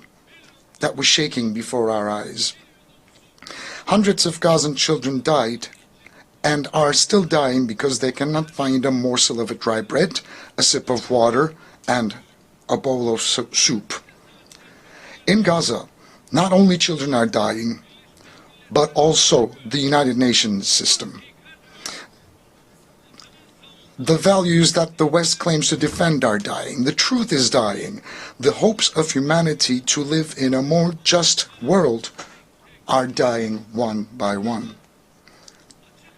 I am asking you bluntly here, openly, frankly.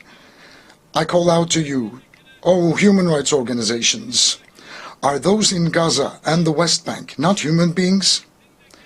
Do children in Palestine have no rights? Can't they play out on the streets in their homelands safely? And calling out to the international press organizations, aren't the journalists murdered by Israel on live TV your colleagues, whose offices were actually raided as well? I call out to United Nations Security Council. What are you waiting for to prevent the genocide in Gaza, to put a stop to this cruelty, this barbarianism? What are you waiting for to stop Netanyahu and his network, who is endangering the lives of the Palestinian people, which is a part of a mass murder network? And what are you still waiting for to stop them, putting to danger their own people and the entire region for political gain? I would like to call out to the countries supporting Israel in an unconditional manner. How long are you going to be able to carry the shame of witnessing this massacre? Dear friends, while children are dying in Gaza, in Ramallah, in Lebanon, while babies are dying in incubators, unfortunately, the international community has given a very bad test and failed in a big way. What's happening in Palestine, look, is a sign of a great moral collapse. I believe that the peoples of the world, the leaders of countries and international organizations should reflect on this painful picture, upon this painful landscape. And I would like to state very clearly and loudly here, the Israeli government, disregarding basic human rights, trampling on international law at every opportunity, is practicing ethnic cleansing, a clear genocide against a nation, a people, and occupying their lands step by step. Palestinians, whose freedom, independence, and most basic rights have been usurped, are rightfully exercising their legitimate rights of resistance against this occupation and ethnic cleansing. The just resistance of the Palestinian people against the occupiers of their land is too noble. It's honorable and legitimate to be called illegitimate. It's heroic and it's noble.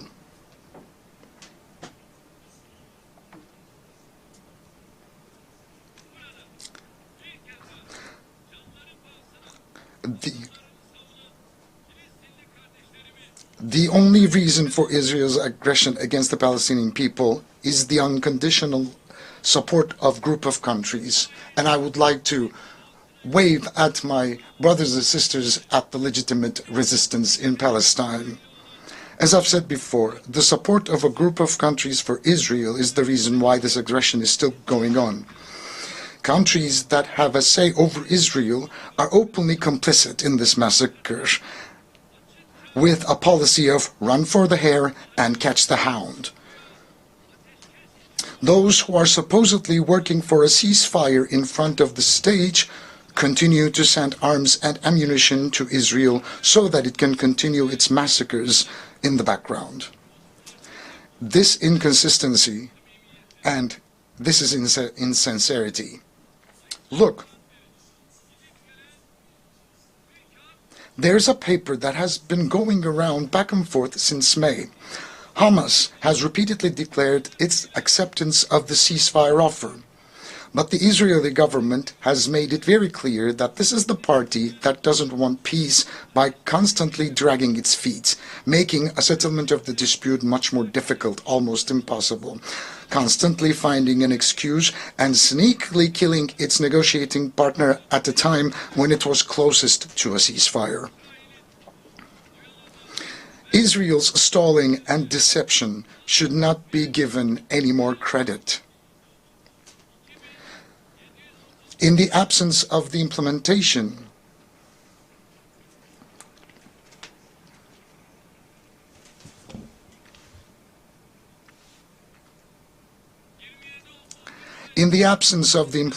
of UN Security Council Resolution number 2735, coercive measures against Israel should be put on the agenda.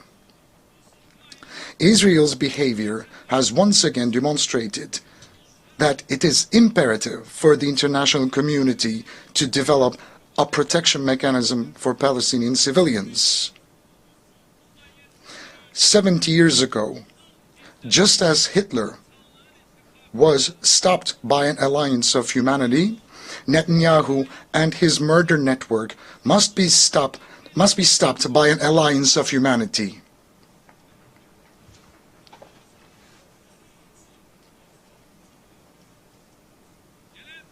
We believe that the General Assembly's authority to recommend the use of force, as in the 1950 Resolution on Unity for Peace, should be considered in this process during this time.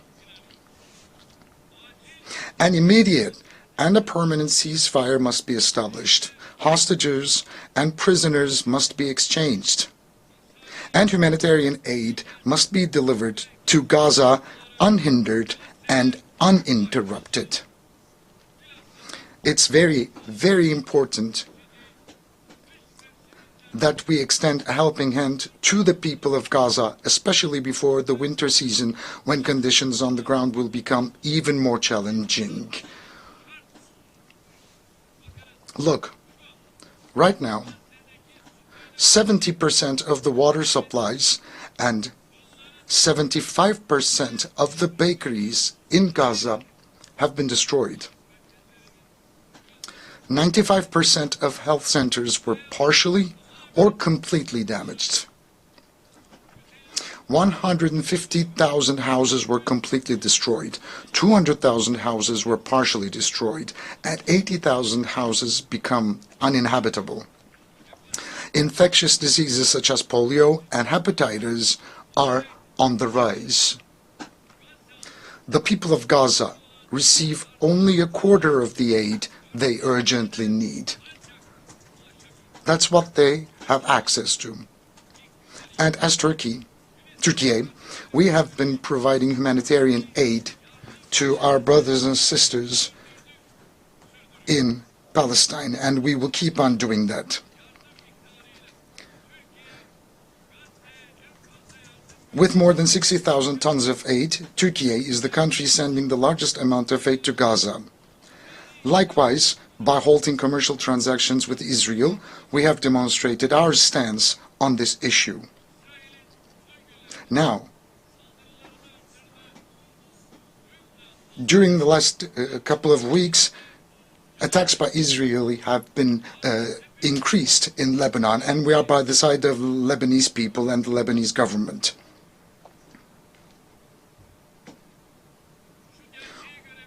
We can see this truth for what it is. Those who murdered 41,000 people cannot rest until those who gave the orders, pulled the trigger, and dropped the bombs are held accountable for their crimes. We will not heave a sigh of relief. Our conscience will not go silent. The bill for the billions of dollars of damage caused in the cities that have been destroyed, wrecked, and reduced to rubble must and will be compensated by the perpetrators. We support the case brought by the Republic of South Africa at the International Court of Justice to ensure that Israel's crimes do not go unpunished. We will take every step necessary for justice to be served in the case for which we have applied as an intervener or as a party. We will fight for the blood of Ayşenur Ezgi Eygi, who was shot in the head and murdered by Israeli soldiers during a peaceful protest in Nablus. And we will fight in all legal remedies, and we will keep on doing that.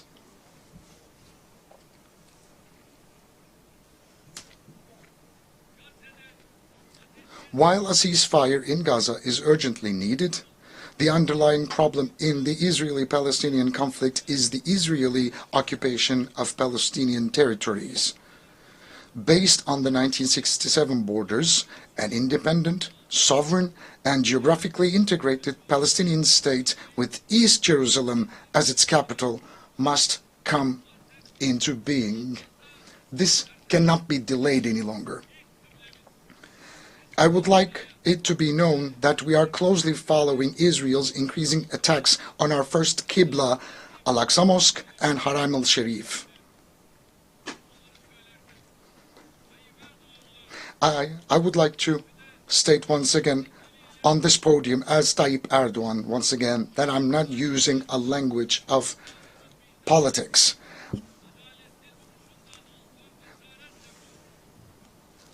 I am encouraged by our ancestors who have always stood by the side of the victims honorably and nobly.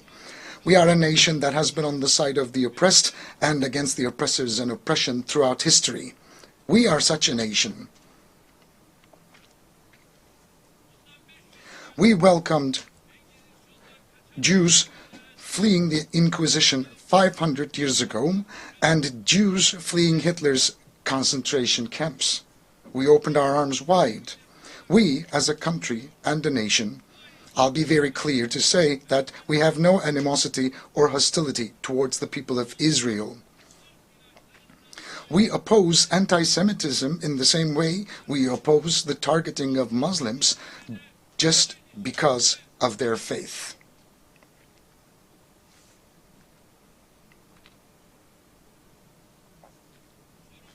Our problem is with the massacre policies of the Israeli government. Our problem is with the oppressor and the oppression, just as it was 5 centuries ago. Everybody should know about this. We will always speak of the truth and speak of what's right and what's fair.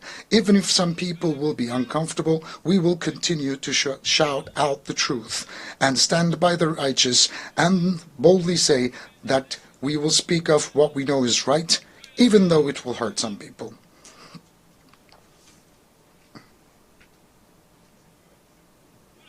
From here, I would like to thank all the courageous people who show solidarity with the Palestinian people without discrimination of faith, country, language, or religion, and who take to the streets almost every week to raise their voices against the massacres in Gaza.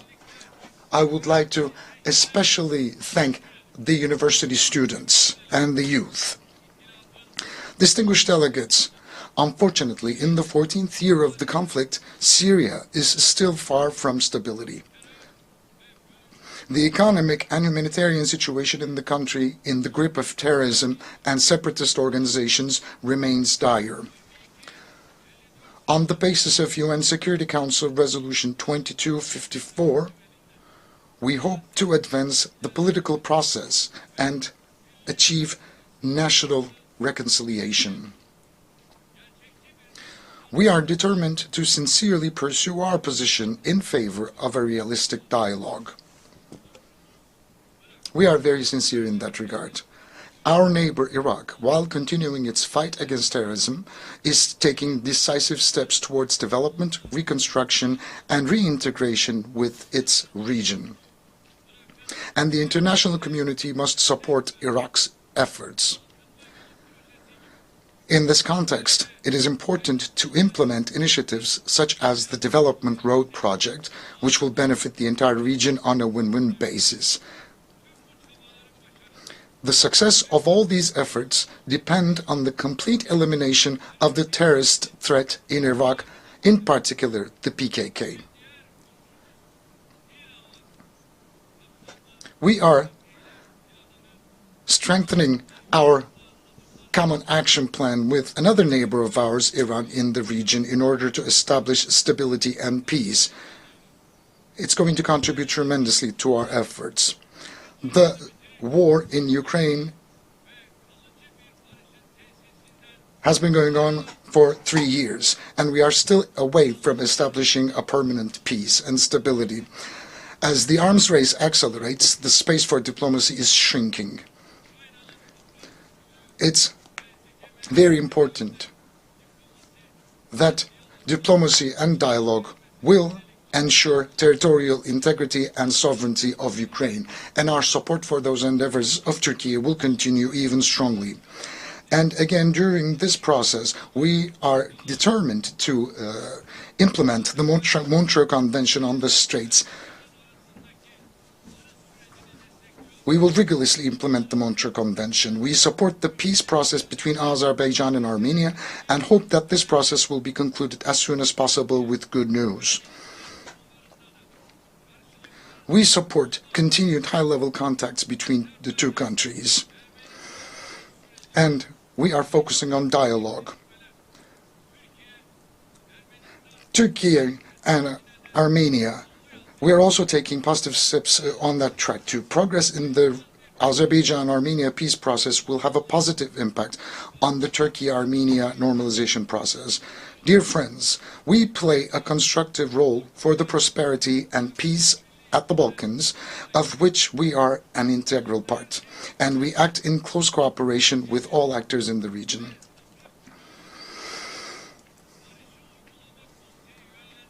As a member of the Steering Committee for Peace Implementation Council, we emphasize the importance of the sovereignty, political unity, and territorial integrity of Bosnia and Herzegovina on every platform, and continue our contribution to Operation EUFOR Althea.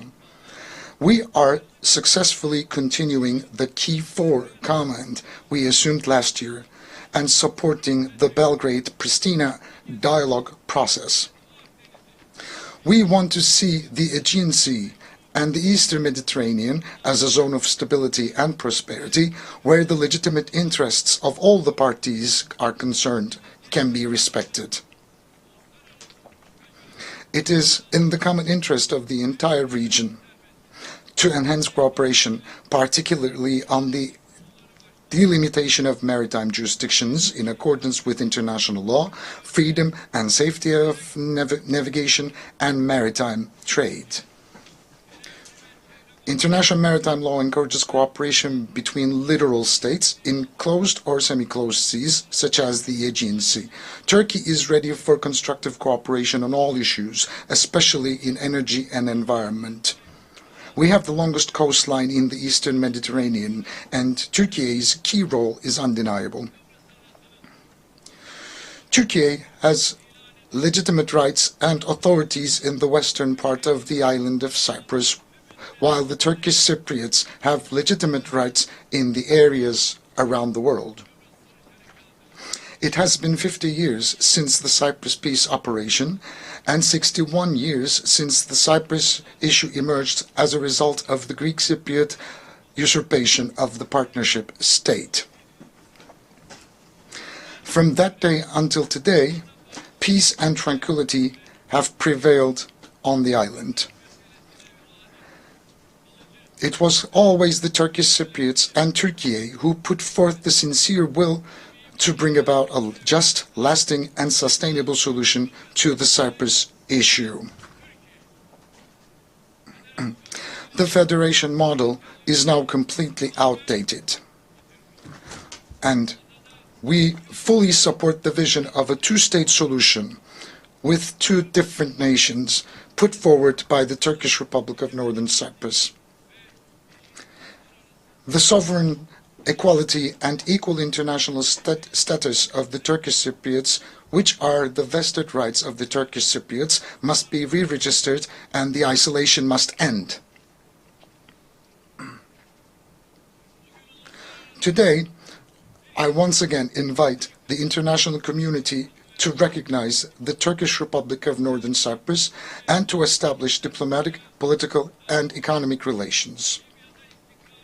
We actively support the stabilization of Libya and the preservation of the unity and integrity of the country. We call on all states to sincerely stand by Libya at this very sensitive time and contribute to building trust between the parties. We must do more to end the conflict in Sudan. We all have a responsibility to deliver humanitarian assistance to the millions of Sudanese people displaced by the conflict. With its young and dynamic population, rich natural resources, and vast fertile lands, Africa has enormous potential. Based on the principles of equal partnership and mutual respect, hand in hand with the peoples of Africa, we support the continent's efforts for peace, stability, and development. We will continue to stand in full solidarity with our African brothers and sisters. As part of our initiatives, we are strengthening our deep-rooted ties with Asia. We are deepening our engagement with our partner regional organizations such as ASEAN, the Shanghai Cooperation Organization, and the Pacific Islands Forum. We keep our will to develop our relations with BRICS, which brings together emerging economies alive. We share a deep-rooted history with the countries of Central Asia, and we are further strengthening our cooperation on bilateral and multilateral grounds. Our Organization of Turkic States is gradually turning into a center of attraction. The organization is becoming an exemplary model of cooperation with the contributions of observer members Hungary and the Turkish Republic of Northern Cyprus. We will further strengthen our unity and our togetherness as the Turkic world. And within the framework of respect for China's sovereignty and territorial integrity, we are in close dialogue with China to protect the fundamental rights and freedoms of Uyghur Turks, with whom we have strong historical, cultural, and humanitarian ties. We endeavor to build on the friendly ties we have established with the countries in Latin America and the Caribbean.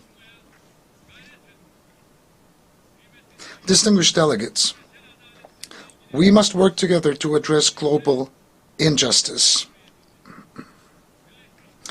The United Nations Sustainable Development Goals concept of leaving no one behind is a guiding principle for these efforts. As one of the largest aid donors relative to its gross domestic product, Turkey's development cooperation activities contribute to achieving the Sustainable Development Goals. We contribute to efforts to ensure fair, inclusive growth and development in all international platforms, especially the G20, of which we are a member. We approach technological breakthroughs not as a source of new injustice and conflicts, but as a source of a more prosperous future, such as AI. We believe that all nations should equally benefit from the transformative power of these breakthrough technologies. The United Nations Technology Bank for Least Developed Countries, which we are hosting, is a concrete manifestation of our efforts in this direction. But unfortunately, the cyber terror attacks that took place in Lebanon last week show us once again how deadly these technologies can be used as weapons. I approach the climate change issue from that same perspective. No country can tackle emission reductions and climate change adaptation alone. The most important issues for developing countries are financing, technology transfer, and capacity building. I sincerely believe that the COP29 climate summit in Baku will contribute to the solution of these issues.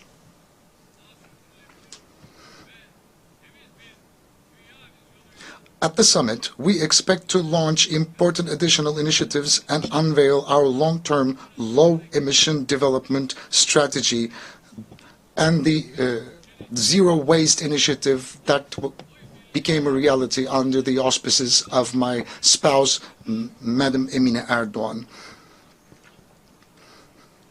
And with mutual agreements, we have taken our domestic affairs and initiatives to international agendas. I would like to ask everybody to support our endeavors in that regard. We see Islamophobia, xenophobia, and racism creeping over the world like a poison ivy. We can see that every week attacks are taking place upon our mosques and our holy book of Quran. In the middle of Europe, people's homes are set on fire and lives are taken because of their ethnic and religious affiliation. Their lives are taken away from them and their fundamental rights are being suspended. And nobody can ignore this growing danger any longer. On March 15th, 2024, we expect a special envoy to combat Islamophobia to be appointed at the United Nations as soon as possible, as envisaged in the draft resolution adopted on March the 15th.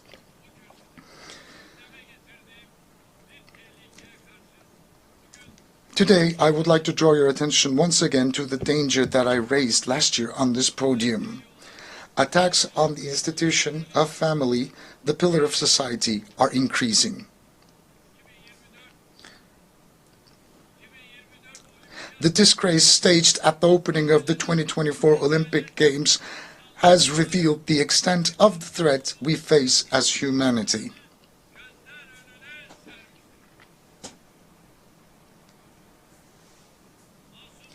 A sporting event watched by innocent children and hundreds of millions of people of all ages and beliefs has been used as a tool for a sexist propaganda. It was actually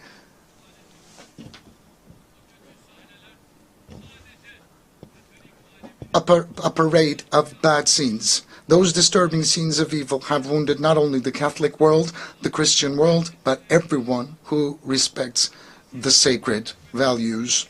The issue of desexualization is no longer an orientation, but a global imposition. It literally became a war against the sacred and human nature. We are facing a multidimensional, comprehensive, and ruthless project of destruction, who are speaking out and who are reacting to this evil. Anyone who raises a voice for this annihilation project is silenced and targeted by lynch campaigns. And Turkey is determined to break this siege and resist the climate of fear. To this end, we became a member of the United Nations Friends of the Family Group. Inshallah, God willing, together with other member countries, we will not hesitate to defend the family, the human being, and the human nature. I invite all the countries that share our sentiments to shoulder this struggle. With these thoughts in mind, I wish that the 79th General Assembly will be auspicious for all humanity. I greet you all once again with love and respect. May peace be with you and may you remain in health.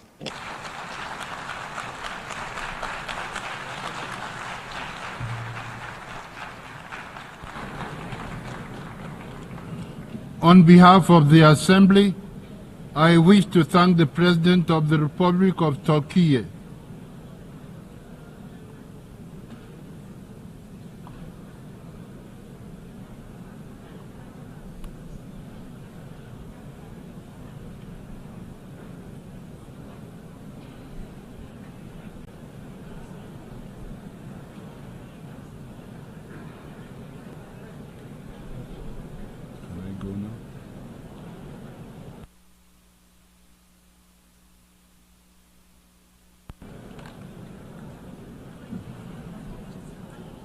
The Assembly will hear an address by His Majesty King Abdullah II Ibn al-Hussein, King of the Hashemite Kingdom of Jordan. I request protocol to escort His Majesty and invite him to address the Assembly.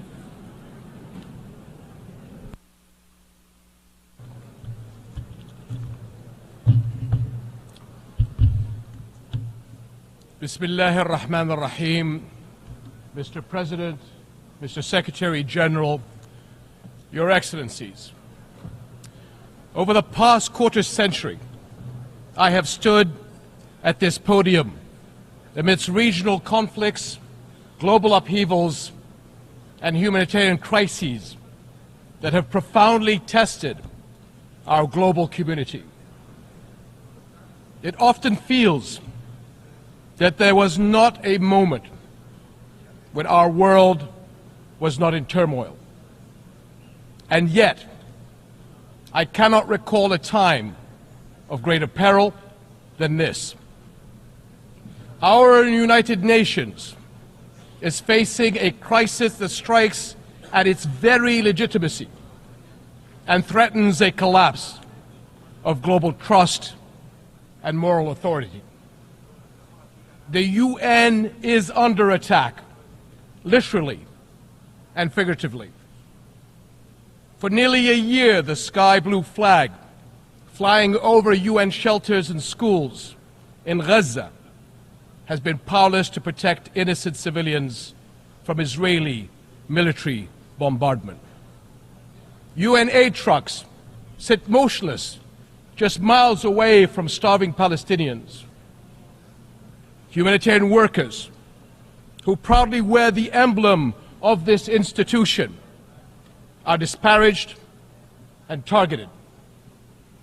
And the rulings of the UN's International Court of Justice are defied, its opinions disregarded.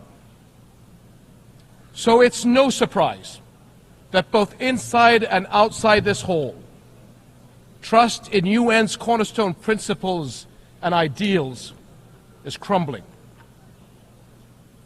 The harsh reality many see is that some nations are above international law, that global justice does bend to the will of power, and that human rights are selective, a privilege to be granted or denied at will. We cannot stand for that. And we must recognize that undermining our international institutions and global frameworks is one of the gravest threats to our global security today.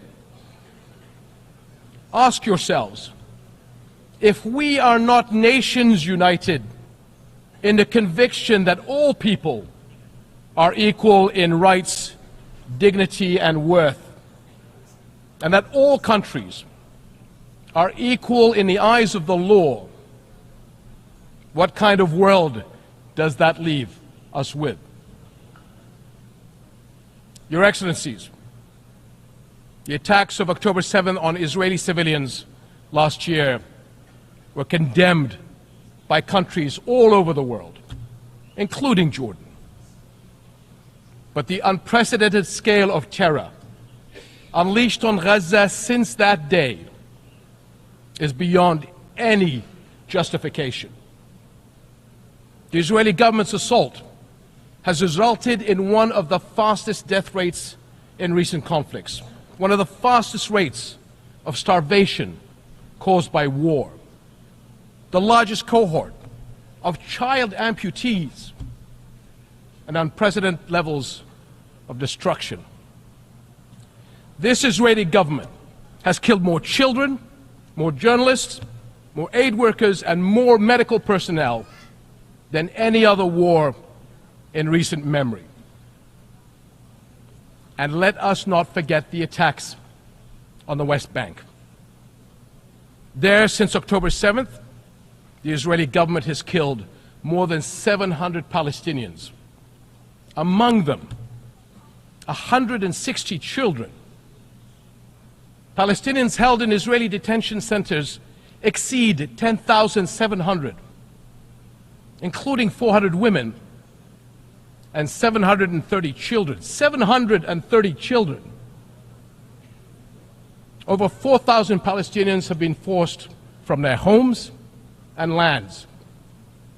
Armed settler violence has surged, and entire villages have been displaced. And in Jerusalem, a flagrant violations of the historical and legal status quo at Muslim and Christian holy sites continue unabated under the protection and encouragement of members of the Israeli government. To be clear, this is in the West Bank, not Gaza. Almost 42,000 Palestinians have been killed since October 7th. So is it any wonder that many are questioning how can this war not be perceived as deliberately targeting the Palestinians? The level of civilian suffering cannot be written off as unavoidable collateral. I grew up a soldier in a region that is all too familiar with conflict. But there is nothing familiar about this war and the violence unleashed since October 7th. In the absence of global accountability, repeated horrors are normalized, threatening to create a future where anything is permitted anywhere in the world. Is that what we want?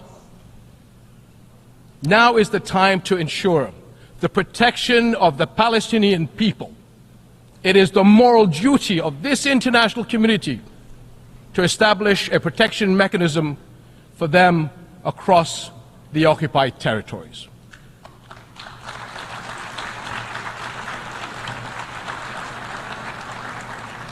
This will guarantee the safety of Palestinians and Israelis from extremists who are taking our region to the brink of an all-out war. That includes those who continue to propagate the idea of Jordan as an alternative homeland. So let me be very, very clear. That will never happen. We will never accept the forced displacement of Palestinians, which is a war crime.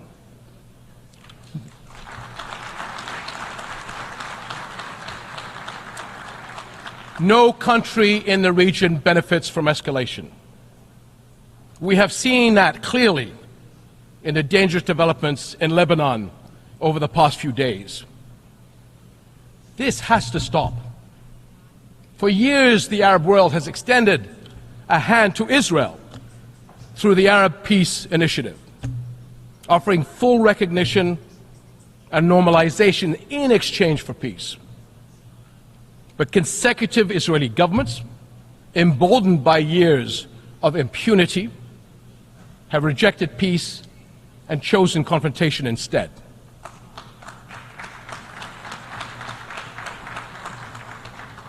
Impunity gathers force. Left unchecked, it gains momentum. Palestinians have borne more than 57 years of occupation and oppression. During this time, the Israeli government has been allowed to cross one red line after another. But now, Israel's decades-long impunity is becoming its own worst enemy, and the consequences are everywhere. The Israeli government has been accused of genocide at the ICJ. Expressions of outrage at its conduct are echoing around the world. Cities everywhere have seen mass protests, and calls for sanctions are growing louder. International frustration with Israel has long been mounting, but it has never been more exposed. For decades, Israel has projected itself as a thriving Western-style democracy in the Middle East.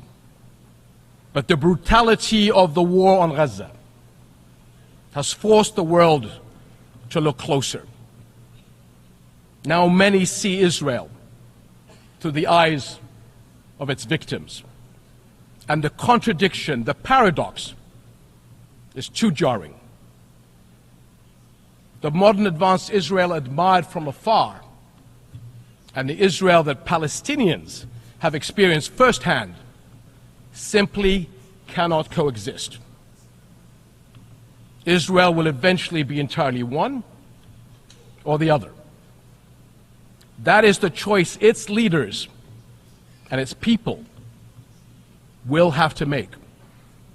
To live by the democratic values of freedom, justice, and equality for all, or to risk further isolation and rejection. Over and over, we have watched Israel try to achieve security through military means.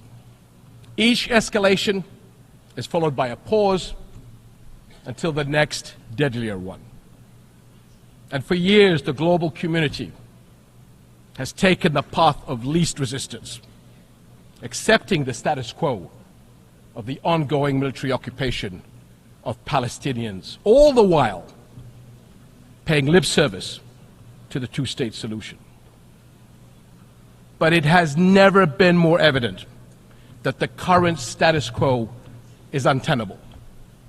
And as the International Court of Justice's advisory opinion underscored 2 months ago, it is unequivocally illegal.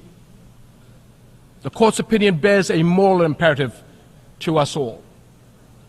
The obligation it carries is one that our nations cannot afford to ignore for the sake of our world, as well as the future for Palestinians and Israelis alike.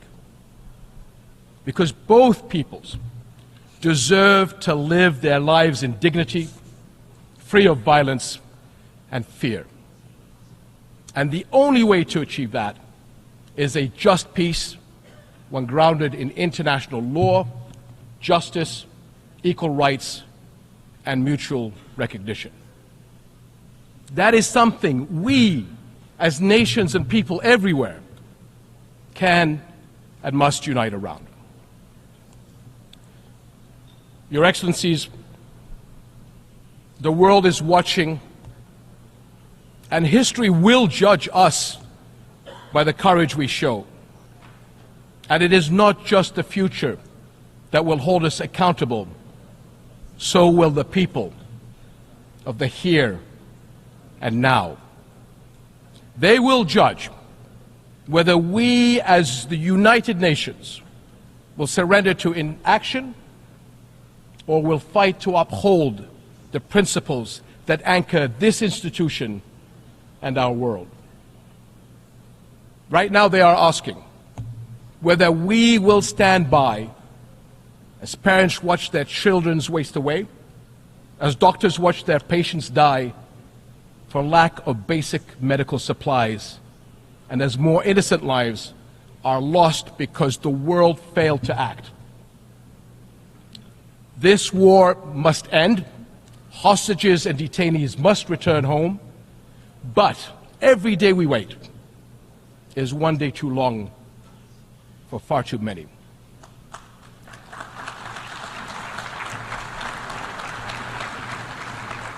So I call on all countries to join Jordan in enforcing an international Gaza humanitarian gateway, a massive relief effort to deliver food, clean water, medicine, and other vital supplies to those in desperate need. Because humanitarian aid should never be a tool of war. Whatever our politics, one truth is undeniable. No people should have to endure such unprecedented suffering, abandoned and alone. We cannot surrender the future to those who thrive on division and conflict. I urge all nations of conscience to unite with Jordan in the critical weeks ahead on this mission. Almost a year into this war, our world has failed politically, but our humanity must not fail the people of Gaza any longer. Echoing the words of my father from 64 years ago at the 15th session of the General Assembly, I pray that this community of nations may have the courage to decide wisely and fearlessly, and will act with urgent resolve that this crisis and our conscience demand.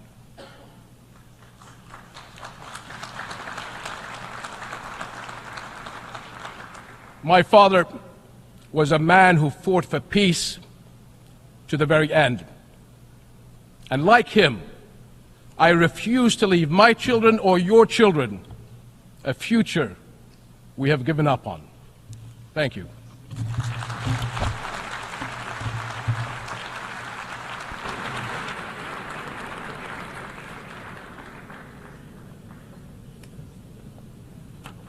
En nombre de la Asamblea. On behalf of the Assembly, I wish to thank the King of the Hashemite Kingdom of Jordan. La Asamblea escuchará.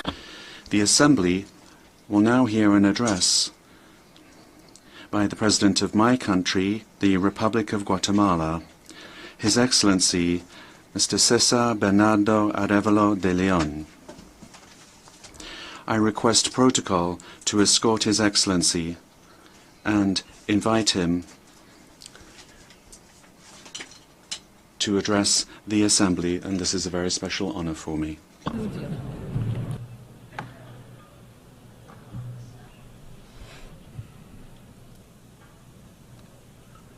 Excelentísima.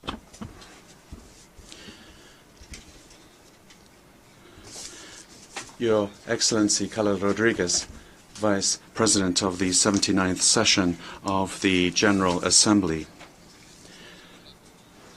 His Excellency Antonio Guterres, Secretary General of the United Nations Organization, Excellencies, ladies and gentlemen, heads of state and government, honorable delegates, ladies and gentlemen. The people of Guatemala greet the world. I greeted you in the language of the Quiché people, one of the ancestral and most influential communities of Guatemala. Their power and that of the various peoples of Guatemala is what sustains our government. It is the strength of our country. It is the resounding voice of those that have not been heard, of those that have been marginalized, but who have a lot to say, a lot to contribute, who have a place to play in building our collective future.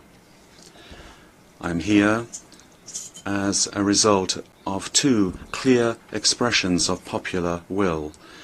The first, a vote which unanimously rejected the representatives of the authoritarian past of Guatemala, and it granted me the honor of the presidency to lead the national effort to move towards a future of justice, equality, and progress. The second was the defense that the society of Guatemala, by various means of expression, reaffirmed and defended on the streets with regard to the decision that they took at the polls when a corrupt minority attempted to impose their further rule and cheat democracy. Our democracy will not be complete, it could not exist, without the impetus which is so decisive and courageous of the Mayan people of Guatemala, of people of mixed descent, of the Garinagu people of the Caribbean and of the Xinca people. It is a democracy that comes from the four corners of the country, from these four peoples. Together we form a nation. And the role of our government is to give a sense of unity to this diversity and to move forwards towards a prosperous and inclusive future.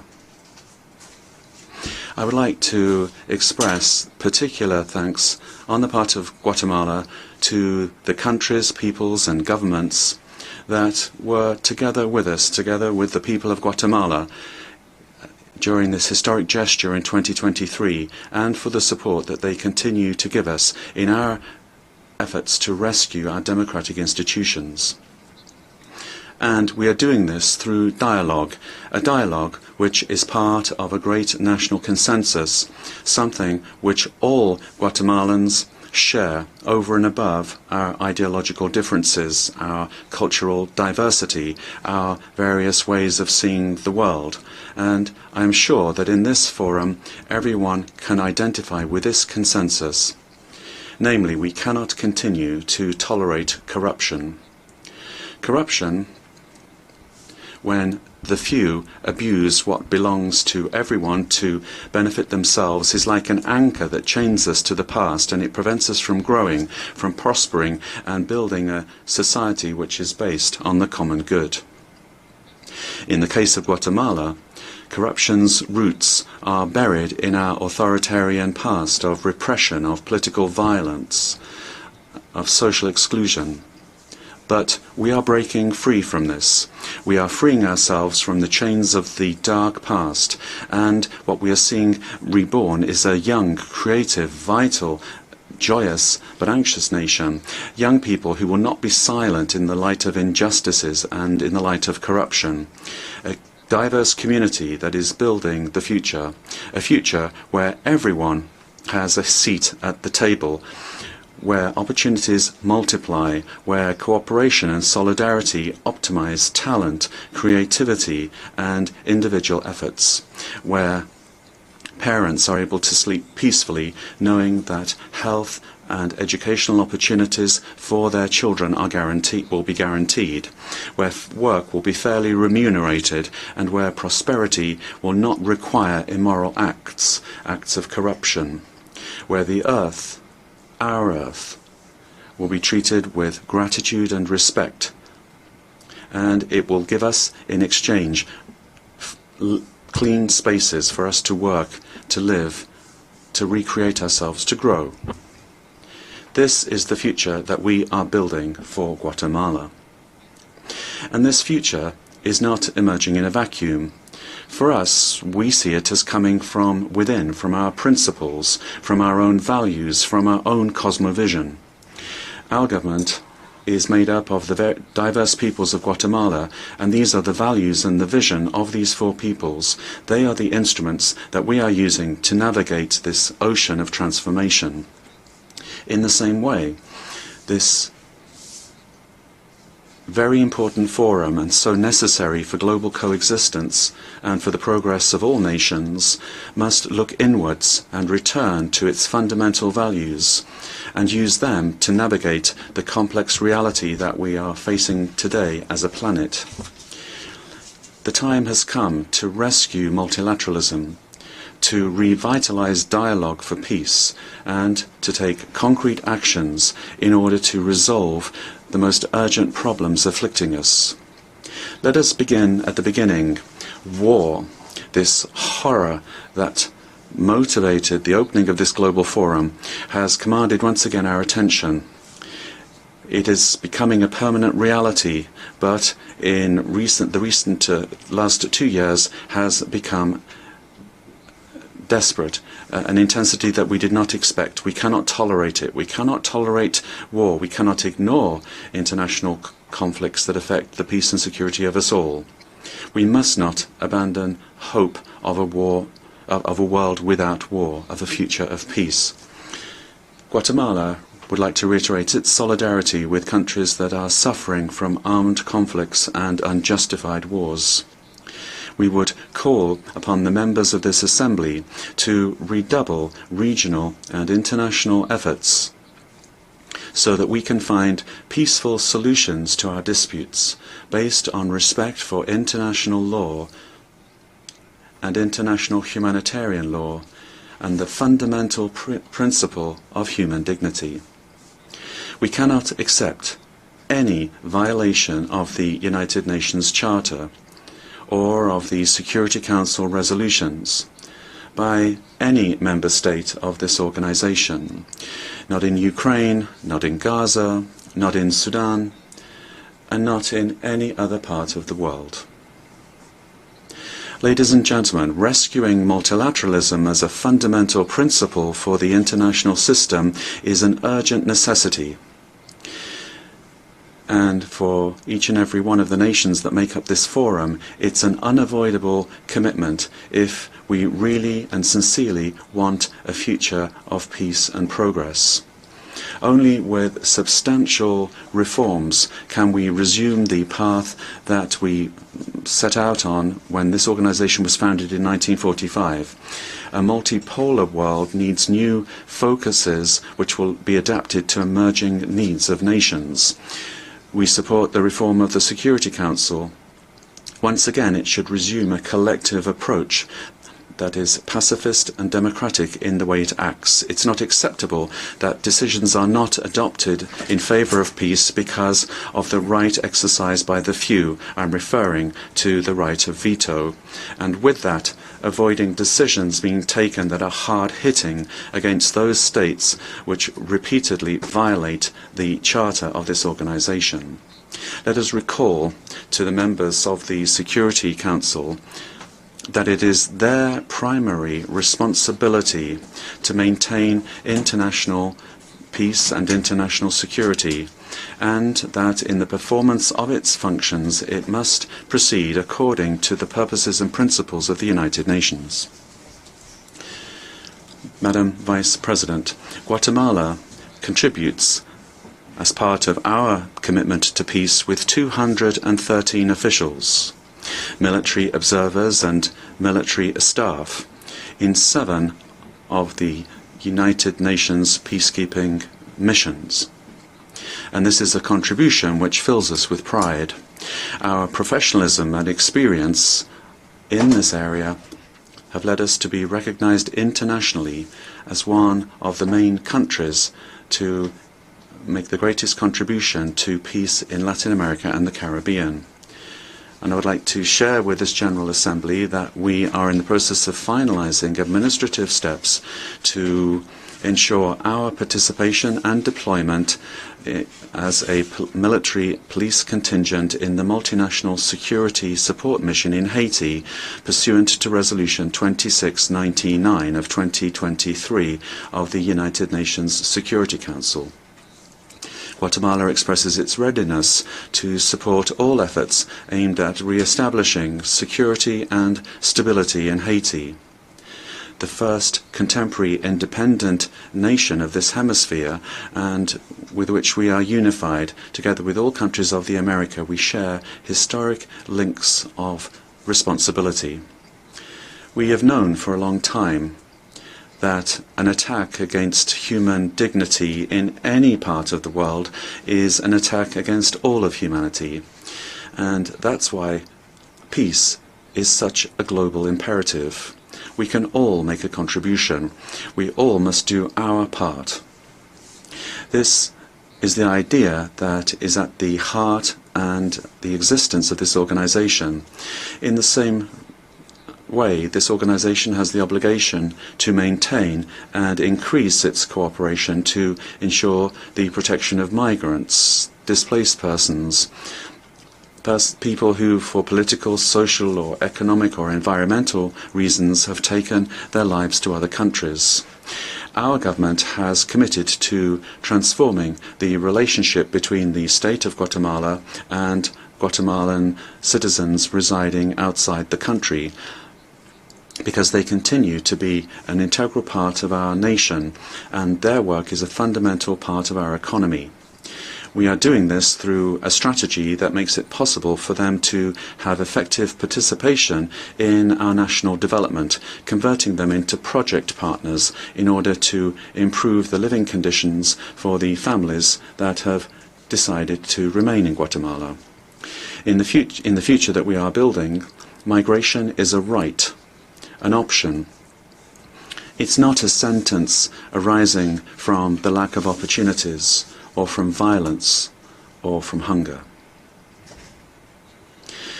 Over the last decade, Guatemala has moved from being a country of origin for migrants and increasingly one of transit and return, and also to a lesser extent a place of destination.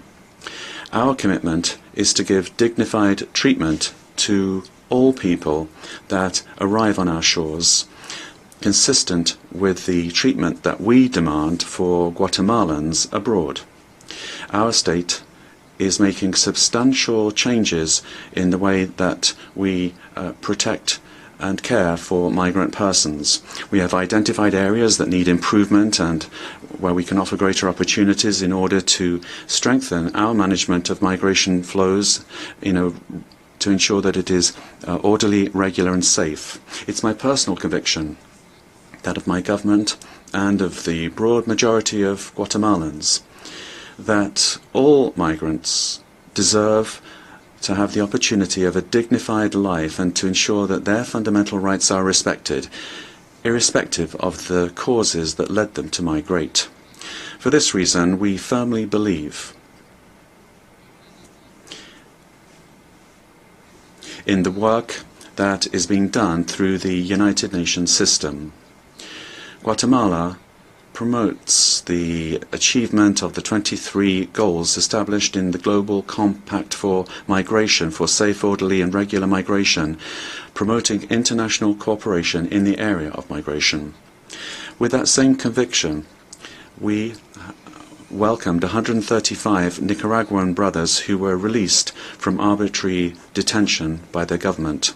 Our commitment is that Guatemala will always be a space for dignity and freedom for those who come to our country, particularly for Central Americans who are, in accordance with our Constitution, our history, and are generally felt to be our people, fellow citizens and brothers and sisters. Guatemala reaffirms its commitment to the fundamental principles of democracy, such as those that are in the Inter-American Democratic Charter, and which is a basic fundamental principle of the political organization of our peoples. We reject in our hemisphere and throughout the world any attempt to suppress the aspirations for freedom and justice that are expressed by the peoples of the world through free and democratic processes, as we are seeing currently in Venezuela and Nicaragua. The principles of democracy are fundamental in order to preserve freedom, dignity, and inclusive and equitable prosperity for humanity. Madam Vice President, before this General Assembly, I would like to reaffirm the commitment of Guatemala to permanently and in a lasting manner resolve before the International Court of Justice the insular and maritime and territorial dispute with the brotherly country and neighborly country of Belize. By opting for dialogue and the international legal mechanisms, we have demonstrated that peaceful means and respect for multilateral institutions are the most effective way to resolve disputes between countries. We are confident that this process will make it possible to bring about a just and lasting solution that respects the rights and dignity of both countries.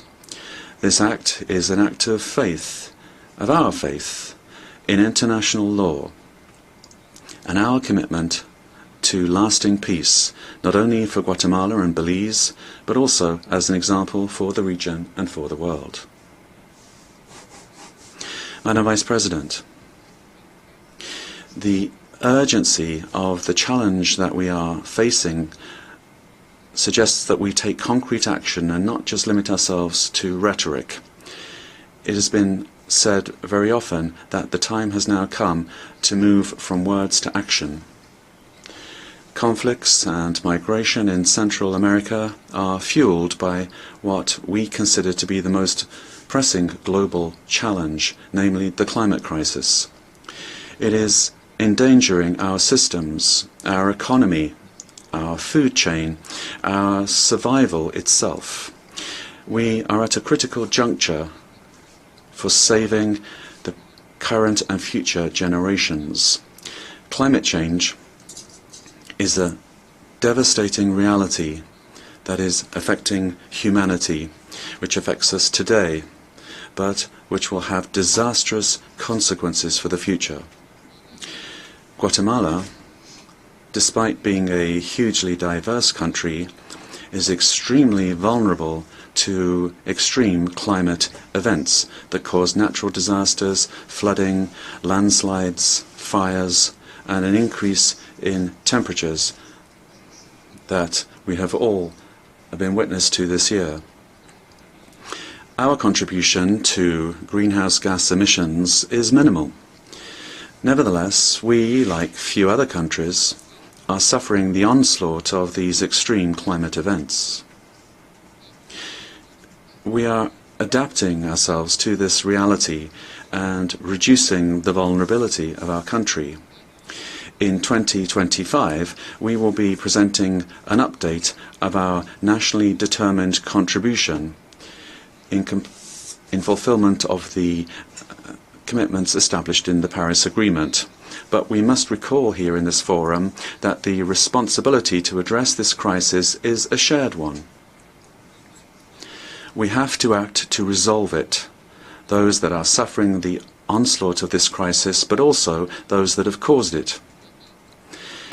We issue an urgent call to the major powers to assume the leadership role that is theirs, as well as we appeal to the moral and financial responsibility with the nations, with the countries that have suffered the worst effects. The time to act is now, and it's essential that the next COP, COP29, to be held in Azerbaijan, be a success. The commitment of Guatemala to achieve this goal is total. Dear friends, Vice President, Guatemala is changing, and this change implies a transformation of our relationship with the world. We are doing what we can to contribute to the goals of this organization, and this contribution is born of a commitment to the norms and values of global peace and security, but also it comes from a democratic mandate that we have been given. Our people have the conviction that democracy is a necessary condition for progress and for well-being. Guatemala has an authoritarian past, and that's a very recent past, a tragic past that many of you will be aware of. Nevertheless, expressing our vocation for the freedom of our people, and with significant assistance from the international community, we have taken a turn towards promoting and defending human rights, earnestly confronting our historic problems and debts, and assuming courageously the responsibility to resolve the current problems that we have. The recent visit of the High Commissioner Volker Turk and the immediate renewal of the presence of his office in Guatemala are a testimony of this commitment. Guatemala has renewed its commitment to achieving the Sustainable Development Goals with the recent adoption of the Pact for the Future as part of the Summit of the Future. We are convinced that economic growth alone does not produce development. Cooperation, protection of the environment, social inclusion, respect for and the promotion of human dignity and security are indispensable preconditions for development. Guatemala is changing, and we are moving towards a future that is more equitable, where development and progress will reach every corner of the country, particularly the most abandoned sectors of the population, where everyone, irrespective of their origin, will have the possibility to build a dignified and full life. This is a natural aspiration of all peoples. We will do our part to bring this about in Guatemala, and we will work together to bring this about where it is needed. But we're doing this because we know that the world is changing. This change depends on our efforts as United Nations in this forum. It is unavoidable, and it is just beginning. It is for the well-being of our peoples and our nations. This is the vision that was at the heart of the foundation of this organization 79 years ago. This is the vision that should guide our efforts today as humanity. And I conclude quoting the sacred book of the Mayan people, the Popol Vuh, as follows. Let everyone stand up and advance. Let no one be left behind. Thank you very much.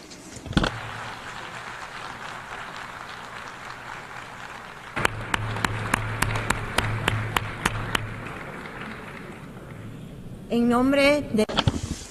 On behalf of the Assembly, I wish to thank His Excellency President of the Republic of Guatemala. The Assembly will hear an address by Her Excellency Viola Amherd, President of the Swiss Confederation. I request protocol to escort Her Excellency and invite her to address the Assembly.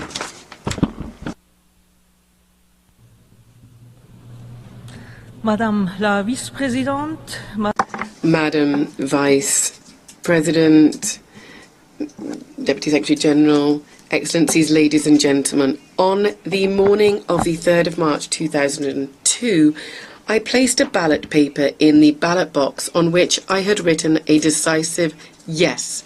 From early morning, figures and projections had already been displayed on TV screens, and yet it wasn't until the evening that the verdict was rendered.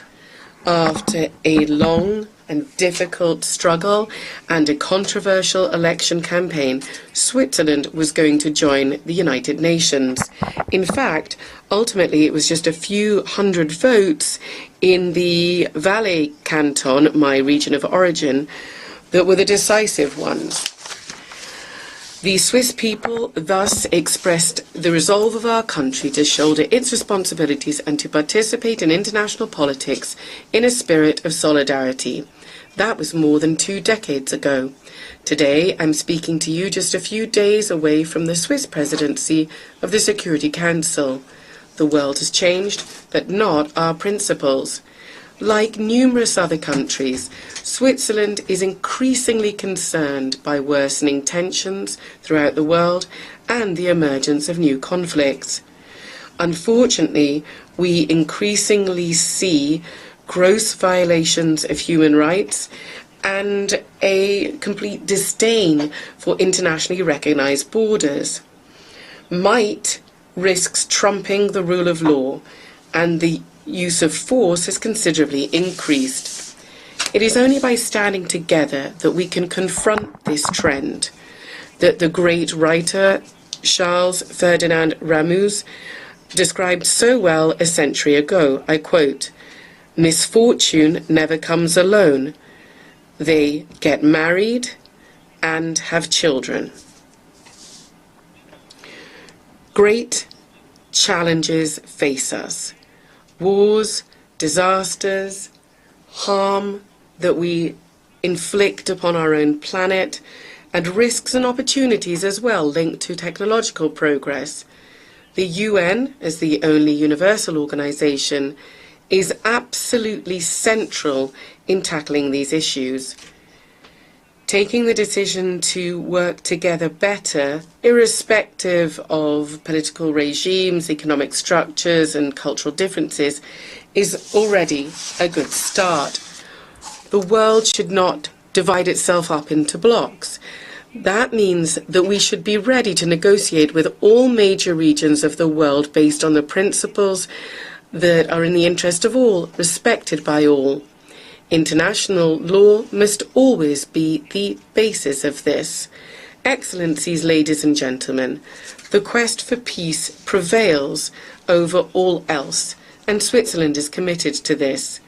Standing in solidarity, faithful to its tradition of good offices, and because giving up and inaction should never be an option, Switzerland this summer brought together about 100 countries and international organizations during the high-level Conference for Peace in Ukraine. Our aim was to give an initial push for a comprehensive, fair and lasting peace in Ukraine based on international law and the UN Charter.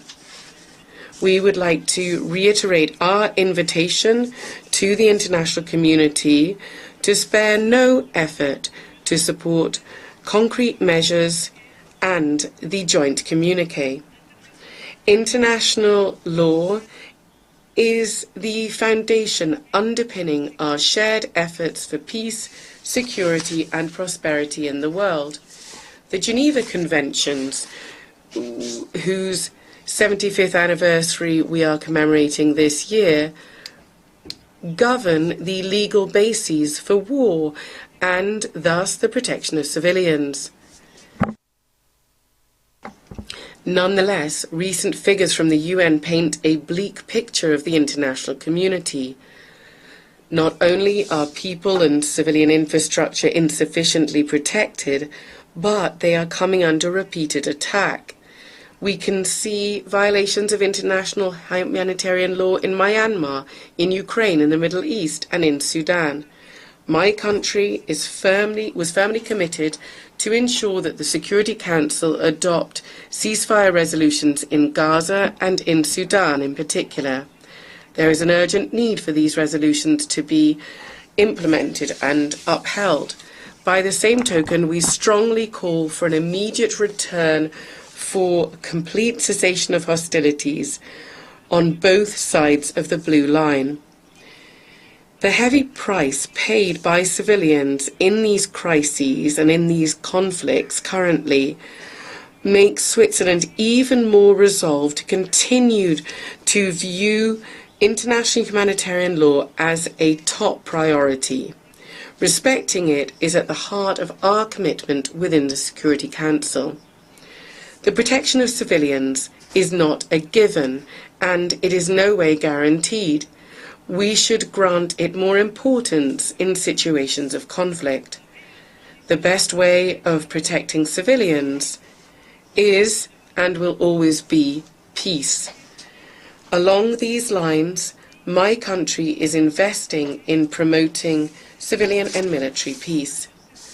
Whilst some peacekeeping missions have not always achieved the aim set out, day after day they nonetheless contribute to keeping people safe and to stability and to peace.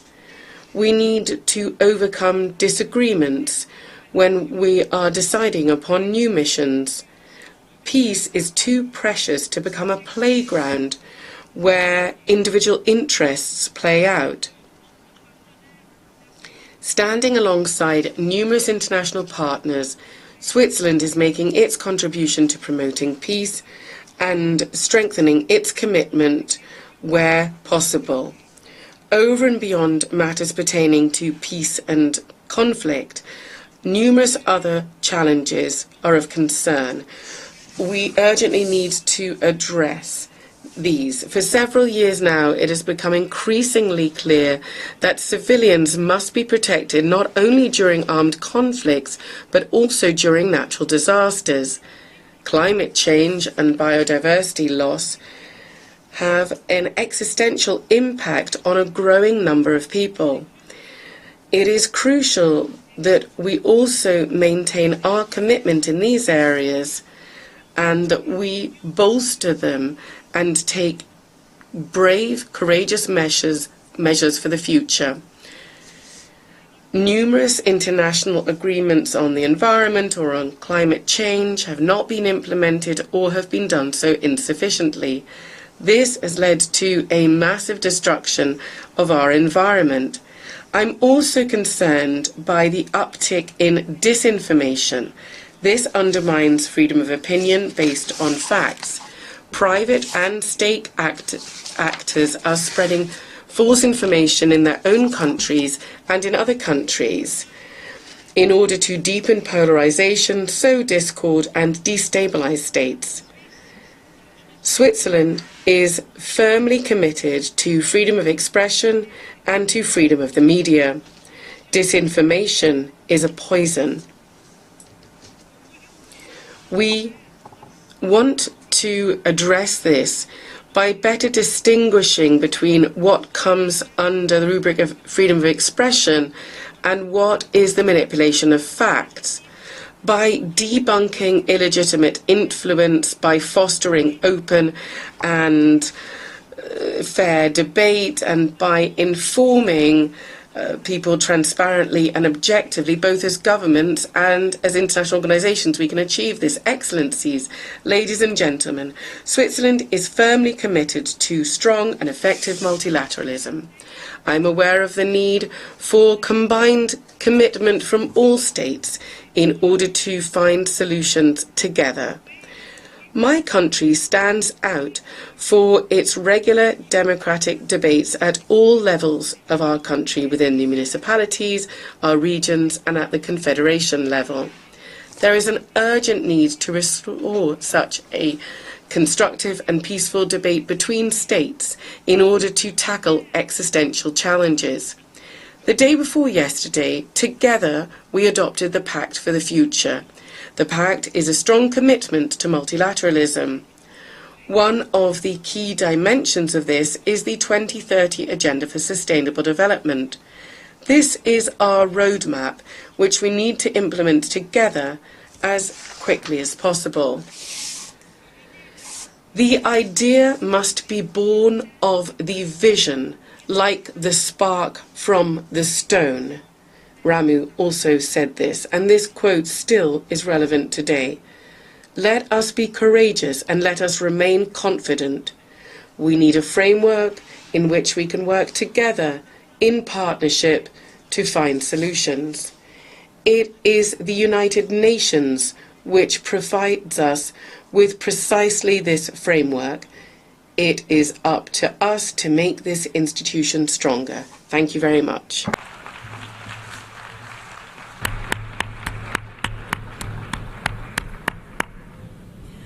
On behalf of the Assembly, I wish to thank the President of the Swiss Confederation. The Assembly will hear an address by His Excellency Gustavo Petro Urrego, President of the Republic of Colombia. I request protocol to escort His Excellency and invite him to address the Assembly. My daughter, Antonella Penetro, has just sent me a paragraph, and she wanted me to begin that speech, my speech, with that paragraph. So with your indulgence, I will read it. It is a paragraph written by a child of 15, 16 years old, and it reads as follows. Today I am proud to appear before you as the President of the Heart of the Earth.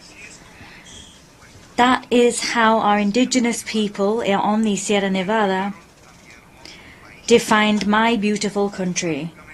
Geographically speaking, what they said is logical, and it's logical that we call ourselves the heart of the world. However, if we are the heart, we have to set an example of unity, total peace, and preservation, conservation of nature. If a heart works and beats, that's a great step forward. However, all other parts of the human body are important. If one fails, the rest will follow. As such, from the heart of the earth, we now invite all countries to have their conscience stand up and leave aside also outside this country will be part of the program, but the only way for doing. We invite you all to take a step towards total peace. My daughter is in those paragraphs. Those are her orders. Please take heed. Ladies and gentlemen, presidents of the world. Will it be your voice? My voice. Well, from inside the program today, well, alleged suicide don't happen at last banking. This now inside Aberdeen. Outside and say 180-year-old girl picking, it will end itself with rope. Another alleged killing, same so for second and say this now one party or no party, where this person come out today, they can find out say he don't die. When you go work at a shell, by TC for seka the 7 way now 1 week now to the disaster way happen for seka that 7-story building where before done by people them waiting don't happen there you go know inside the program UN Women to observe International Day for seka peace and Teaching Service Commission don't open the preparation for seka the presidential national best teachers award then to you plus other one them on mention they are the program sometimes perhaps the only people listening to those sponsors only come when they continue the peoples. That's why we're not listened to when we speak out for the genocide in Gaza to be detained, even though we do speak for the majority of the world and we represent vast swathes of humankind.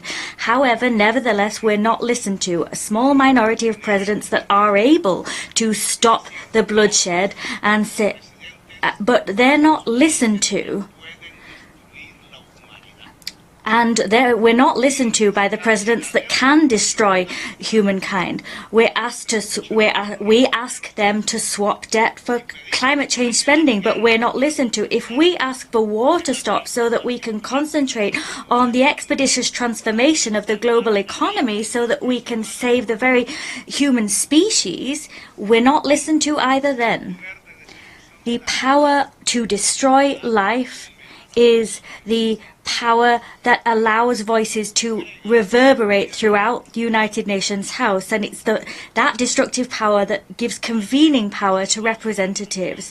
The voice of nations is not heard when we ask humankind to unite to preserve existence. We speak here, but we're not listened to. However, perhaps we're not really speaking any longer to be listened to. We need to speak so that the peoples of the world are listening. That's now what we're interested in. In the last year, 11 million hectares of the Amazon jungle have been burned in only actually 1 month as a result of global warming and climate change. Scientists said that if we were to burn the Amazon rainforest, we would reach a point of no return in climate terms, where human decisions to halt the collapse of the climate would now have no effect whatsoever. Well, the Amazon rainforest is burning. Bells are already tolling for the whole planet. Bells are tolling for you, for us, for humankind and life. That was said by Ernest Hemingway, "The bell tolls for thee."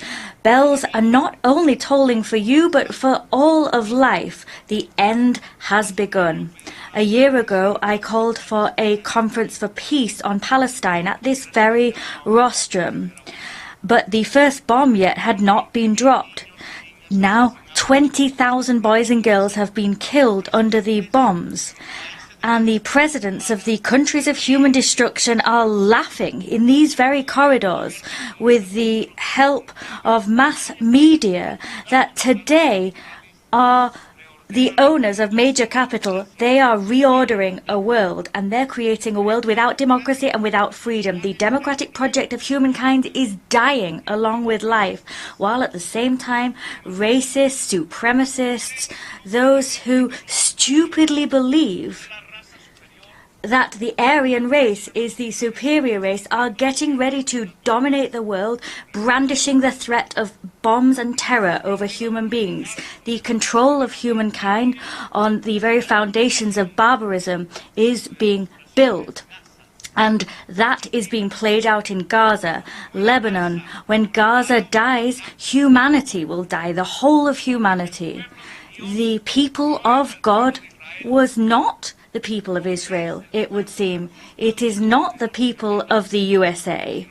Rather, the people of God is humankind as one.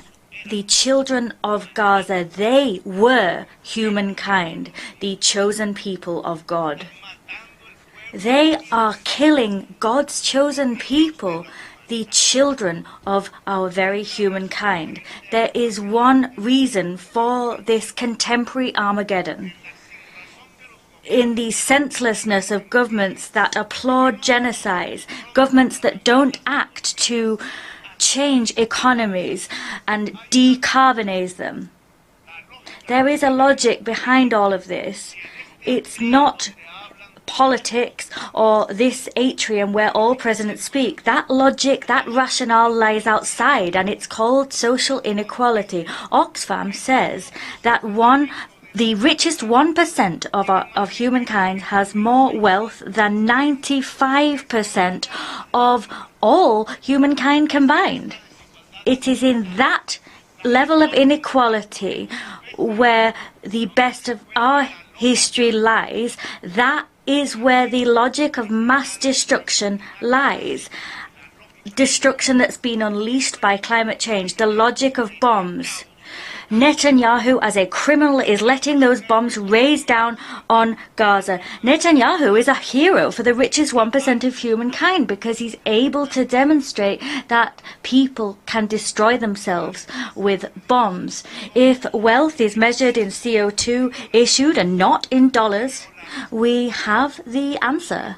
The richest 1% of humankind is responsible for the climate change, which is gaining ground and is getting ready to destroy the world with oil and carbon, because that is how the world grows rich. The politicians, including the presidents of the most powerful countries of Earth, quite simply obey them.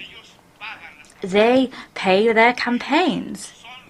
They are the owners of the means of communication, the global media. They are those who conceal the truth of science, like we see in the film Don't Look Up. They are the people who decide what is thought, what is said, what should be forbidden, and what should be silenced. In their power to prohibit and to ban, they scream, "Long live liberty!" But what they're talking about is nothing more than the freedom of the global 1%. They are obsessed with the free market, and that obsession brings us to the destruction of life and our atmosphere. The free market wasn't freedom, as they claimed it would be. Rather, what it meant was the maximization of death. The richest 1% of humankind is the powerful global oligarchy. They are the people who allow us to drop bombs on women, elderly people, and the children of Gaza, Lebanon, or Sudan. They impose economic blockades on rebel countries, countries that don't yield to their domination, Cuba, Venezuela, because they need to demonstrate their destructive capacity to the remaining 99% of humankind, so that they let them continue to wield power, continue to grow their wealth, and continue to tighten their control.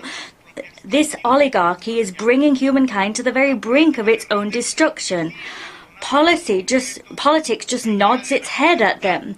They ignore the fact that people need freedom, people have power. They ignore the idea of democracy. The question we need to ask from this rostrum is, will the people allow this to continue? There is no more time to waste. Governments are incapable of halting the extinction of human life. Life indeed. Today we need to choose between life or greed, between humankind or capital. All I can say to the people of the world, as a representative of a country without weapons of mass destruction, without dollars, but a country that is beautiful in its biodiversity and cultural wealth, a country that's the country of butterflies of all colours, all I can say to you that now is not the moment for governments, it's the time of our people. Time has run out. Let us fly the flag of life, or our people will fill up mass graves. This was revealed to us by the epidemic. The time has come for people to act. Local action needs to be taken. Globally, we need to come together. Fossil fuel capital cannot continue. People must stop the rising tide of capital. The poison thrown into the atmosphere is lethal, and the chimneys that belch it out must be plugged. Every corner of the world can be a battle against those chimneys. A century ago, we raised a red flag that was held by the hands of the workers of the world. They talked about a revolution against capital. This world has ended. It is no more. It was lost in the largeness, the enormity of states. The red flag could no longer find a place in the history of humankind. However, today, we no longer need to defend a class, a system of ideas, but we need to defend life as a whole. And with that goal in mind, we need to lift up another flag, maybe not a red flag, but a flag of all colors, a flag of the colors of all of humankind. That's why that flag needs to be lifted once more, so that our existence on Mother Earth can be protected. There is the word, socialism. Today it has a new meaning. The brains that are really behind our work are today more connected now than ever before. Human knowledge is more collective than ever before.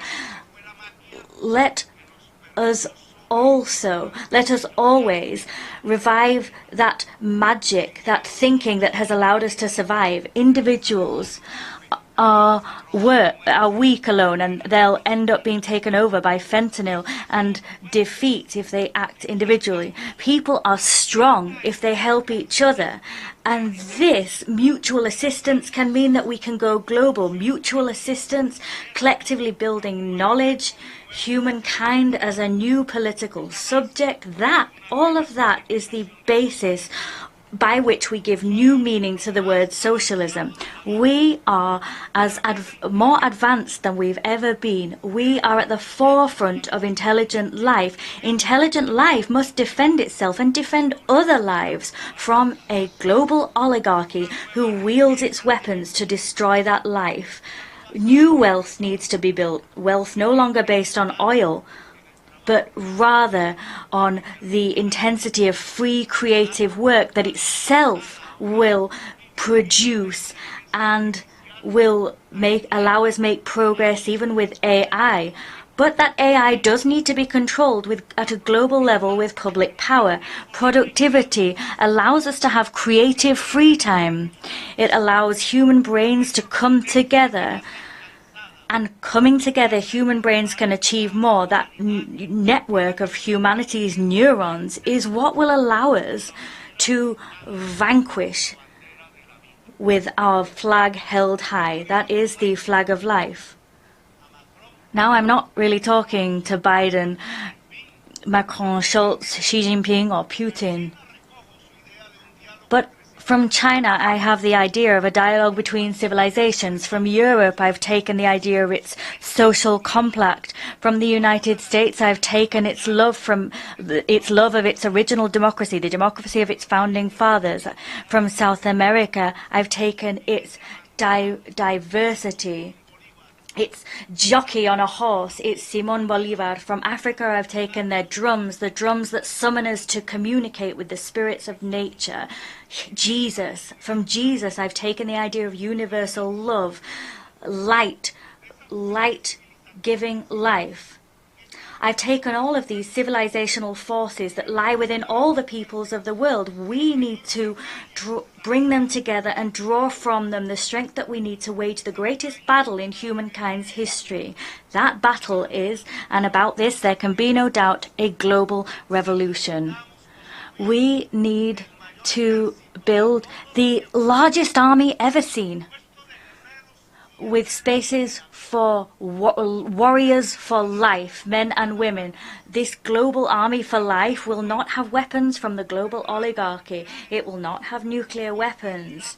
It will not compete for weapons. Neither will it have the full coffers and vaults of banks. Neither will it have the power to destroy children in the genocides waged by oligarchies, but it will have the greatest power of us all. That is the power of a humankind that is united and will not allow its very existence to be torn from it. There is only one. There have been millions and millions of light years, and there's only one point we can see in the black universe. That is Earth. There is human life, intelligent life, humankind. We can't let that one light in the universe go out. Without life, all we'll have is inert darkness. and that inert darkness is what fills the hearts and soul of the global oligarchy and its idols. It is now up to humankind to wage a battle. The time has come for the people. If the governments were not able, as has been made patently clear here, to work, and they decided to drop bombs, wage senseless wars, kill boys and girls, play games of power, well, if that's what they chose to do, now what we need to do is solve humankind's problem by putting them in the very hands of the people themselves, the simple, noble people of humankind. Instead of speaking to governing officials that heed nothing that we say, let us speak to ourselves as people. Let us address people so that together we can work to demonstrate that there is another democratic power, that there is the power that humankind has, and that power can spark a new conscience to itself, produce new governments and new leaders. If life manages to triumph over its very extinction, it won't be the global oligarchy that's governing the world. That oligarchy will be defeated to allow for the building of a global democracy. A new story is about to begin. Thank you for your kind attention.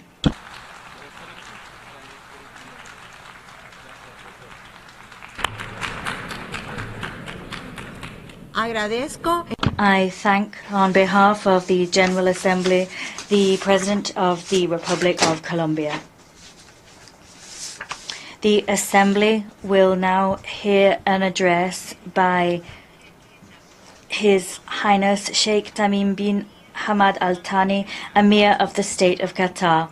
I request protocol to escort His Highness, and I invite him to address the Assembly.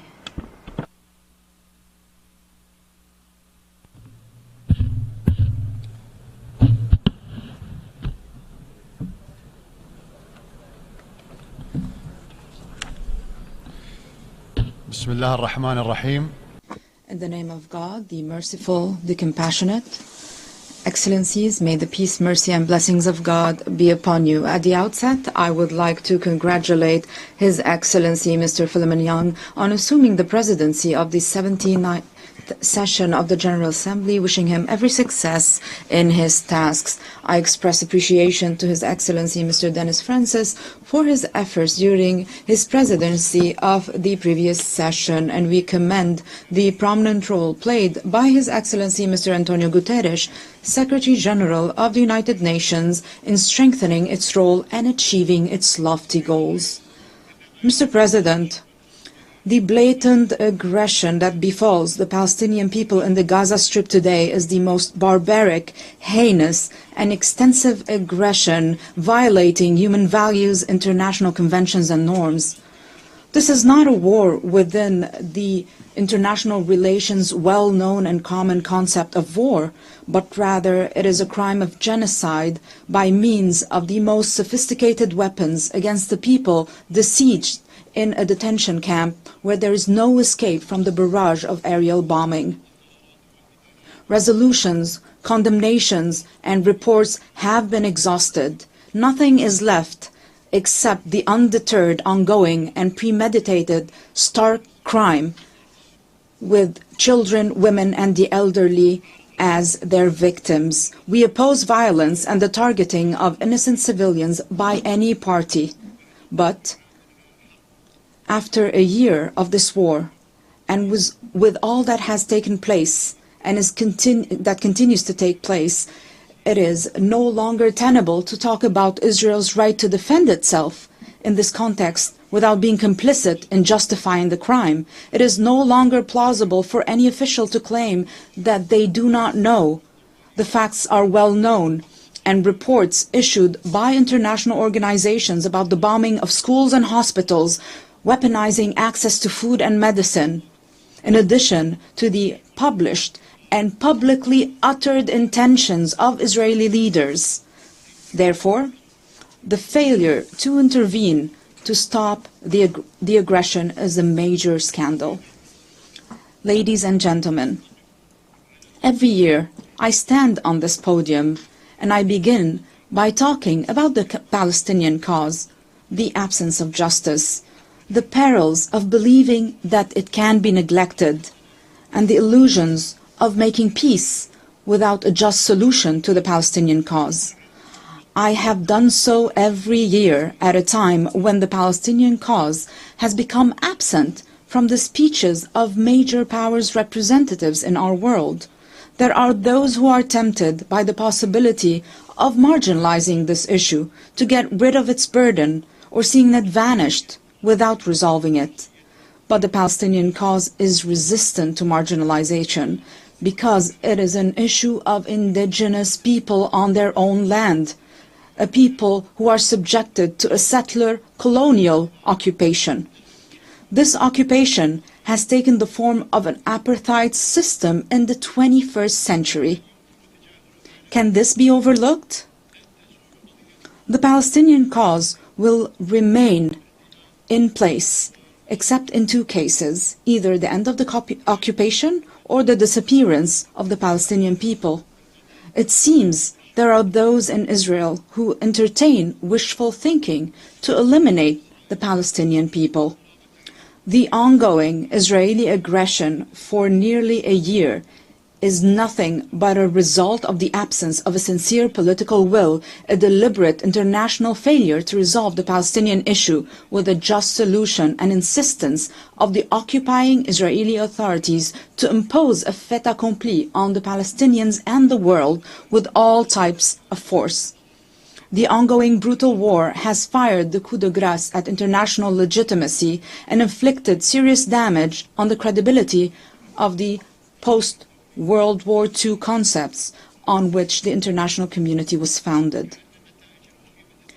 As if the dire consequences of this approach, which are visible before our very eyes, are not enough to prove that ignoring a just solution is conducive to disaster, we discover to our disbelief that some are still trying to find innovative measures to run Gaza after the war, with or without an authority, only on the basis of security considerations. And what is meant, of course, is the security of the occupation, not the security of those languishing under the occupation. It is the same mindset that led from one disaster to another. It is the approach that wants to tailor the entire region to fit Israel, while looking for circumventions to avoid ending the occupation and work on imposing the rule of one people over another by force.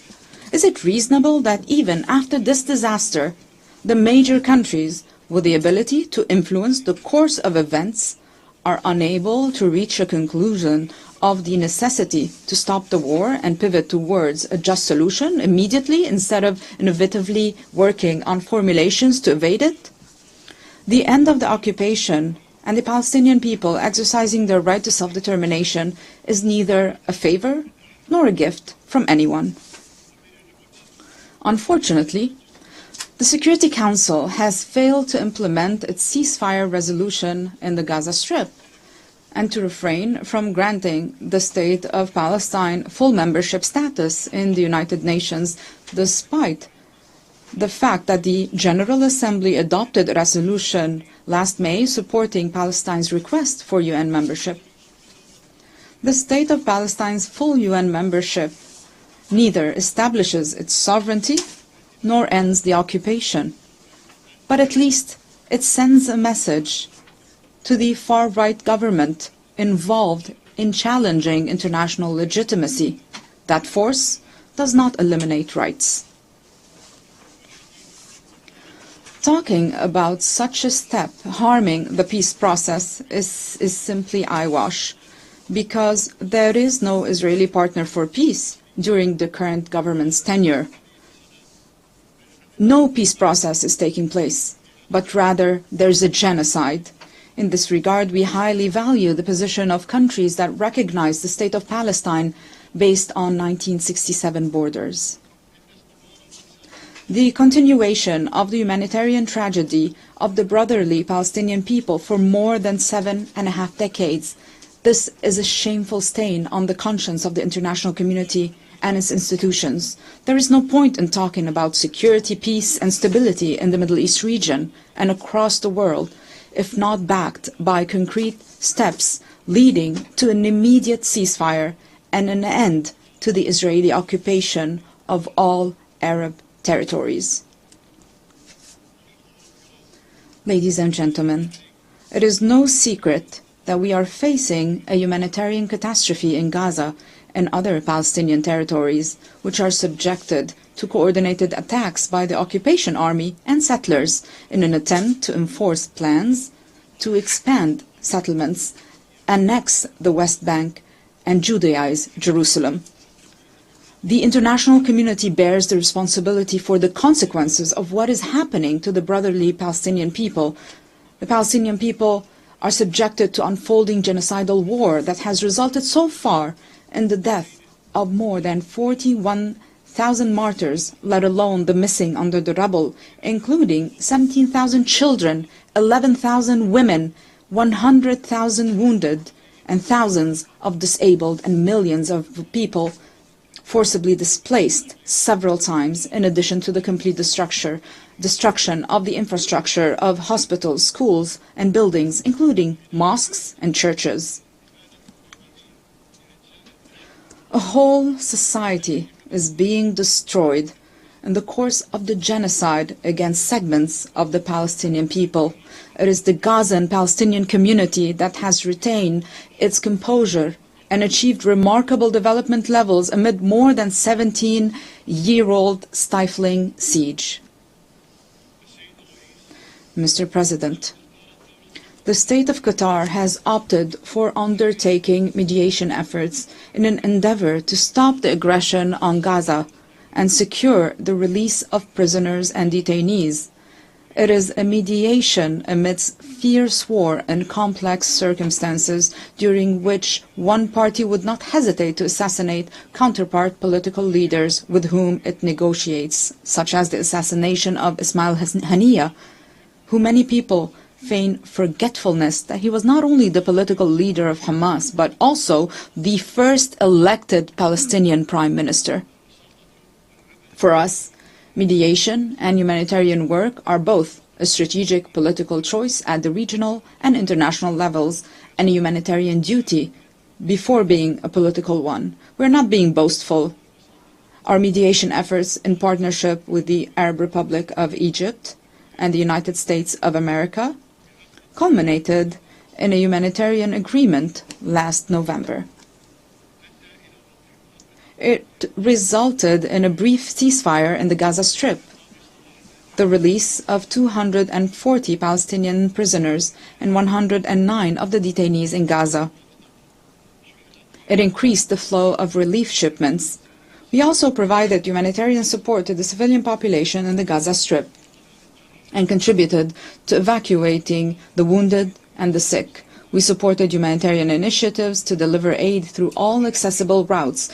We increased our support to UNRWA, an irreplaceable international agency whose services are indispensable and which has been subjected to defamation for political purposes related to the Israeli government's desire to eliminate the refugee crisis without resolving the Palestinian cause. The State of Qatar will spare no effort to provide various forms of humanitarian assistance to the brotherly Palestinian people until this crisis is resolved. Despite the daunting challenges, obstruction attempts, and the aspersions we are subjected to, we will continue our efforts of mediation to resolve the disputes through peaceful means, as we are cognizant that any dispute will never lack a force interested in its continuation, while being skeptical of any mediation regardless of the intentions. We will continue to make every effort with our partners until we reach a permanent ceasefire, secure the release of prisoners and detainees, take the path of a just solution in accordance with the resolutions of the international legitimacy and the Arab Peace Initiative, to enable the Palestinian people to obtain all their legitimate rights, foremost of which their independent state with East Jerusalem as its capital on the 1967 borders. The establishment of an independent Palestinian state within a just and permanent solution is in the interest of the Israeli and Palestinian peoples. We will not achieve this goal except with a serious partner who is aware of the importance of renouncing discord and ending the occupation and all forms of aggression so that we can reach together the desired peace in the Middle East. Mr. President, apart from committing a major crime by rigging wireless communication devices and exploding them simultaneously across thousands of people with total disregard for their identity or location, Israel is currently waging a war on Lebanon, and no one knows to what extent this war could escalate. This is what we have repeatedly warned against. If the brutal war on Gaza does not end, this systematic destructive war must stop. And this is the choice before Israel, as its leaders know very well. They know that it will neither bring security nor peace to northern Israel nor to Lebanon, and that the key to security rests on a just peace. Stop the aggression on Gaza. Stop the war on Lebanon. In brotherly Yemen, we look forward to preserving the 2022 truce and proceeding therefrom towards a comprehensive ceasefire, resolving the crisis, ensuring Yemen's unity, and achieving the aspirations of its brotherly people through negotiations between the Yemeni parties based on the outcomes of the national dialogue, the Gulf Initiative, and relevant Security Council resolutions. As regards to the crisis in Syria, and since the beginning of the crisis, the position of the State of Qatar has been clear, and that is that Qatar is keen on the interests of brotherly Syrian people, hoping that the parties and countries involved in the crisis will be convinced of the necessity for dialogue and understanding to end this crisis in accordance with the Geneva Declaration 1 and Security Council Resolution 2254 in a way that will achieve the aspirations of the Syrian people and preserve Syria's unity, sovereignty, and independence. Regarding the Sudanese issue, we call on all the Sudanese parties to stop the fighting, and we reaffirm our support for all regional and international efforts to end this crisis in a way that will ensure the unity of state institutions and the sovereignty and stability of Sudan.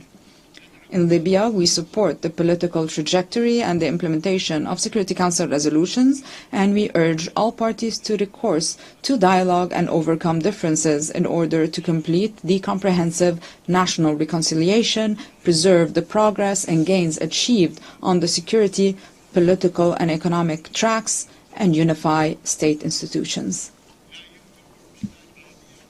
Arab countries cannot achieve security and stability without the existence of firmly established states capable of legislating and enforcing the law, developing and implementing national policies. No state can firmly be established and be stable in the presence of armed factions that are not under its control.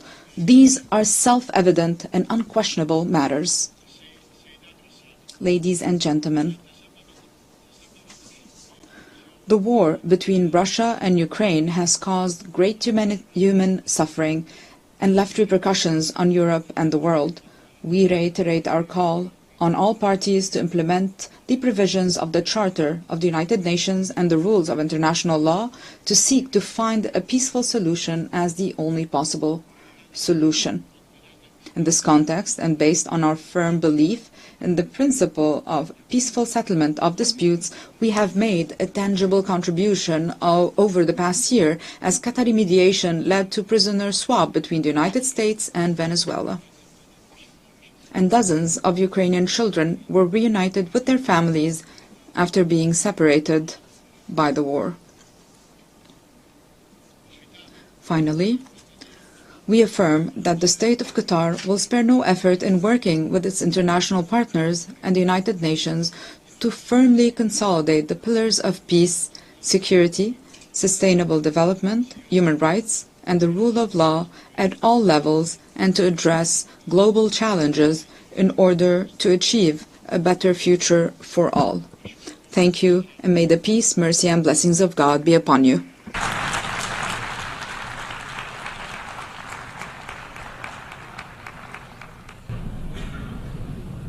On behalf of the Assembly, I wish to thank the Emir of the State of Qatar. The Assembly will now hear an address by His Excellency Matamela Cyril Ramaphosa, President of the Republic of South Africa. I request protocol to escort His Excellency. I invite him to address the Assembly.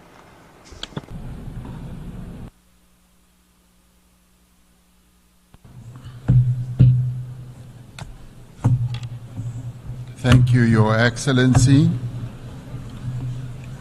the Chair of the Assembly. We take this opportunity to thank the United Nations Assembly to give us a chance to speak.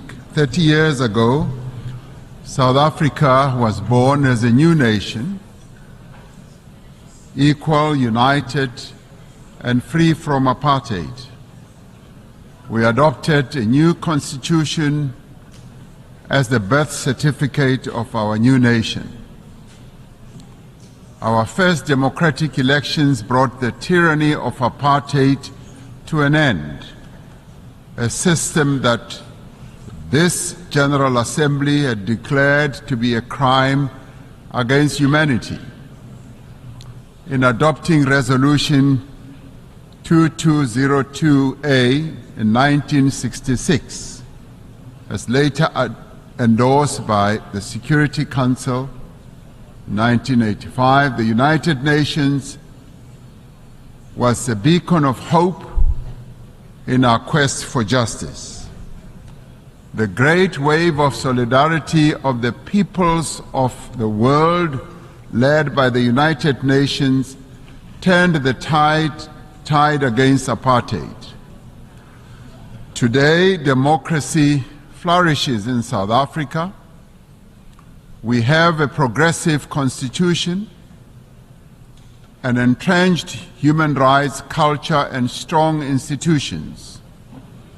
We have laws to advance equality and programs to protect society's most marginalized and vulnerable. We continue to transform our economy so that it is in a more competitive position to create jobs, to attract more investment, and that it should benefit all.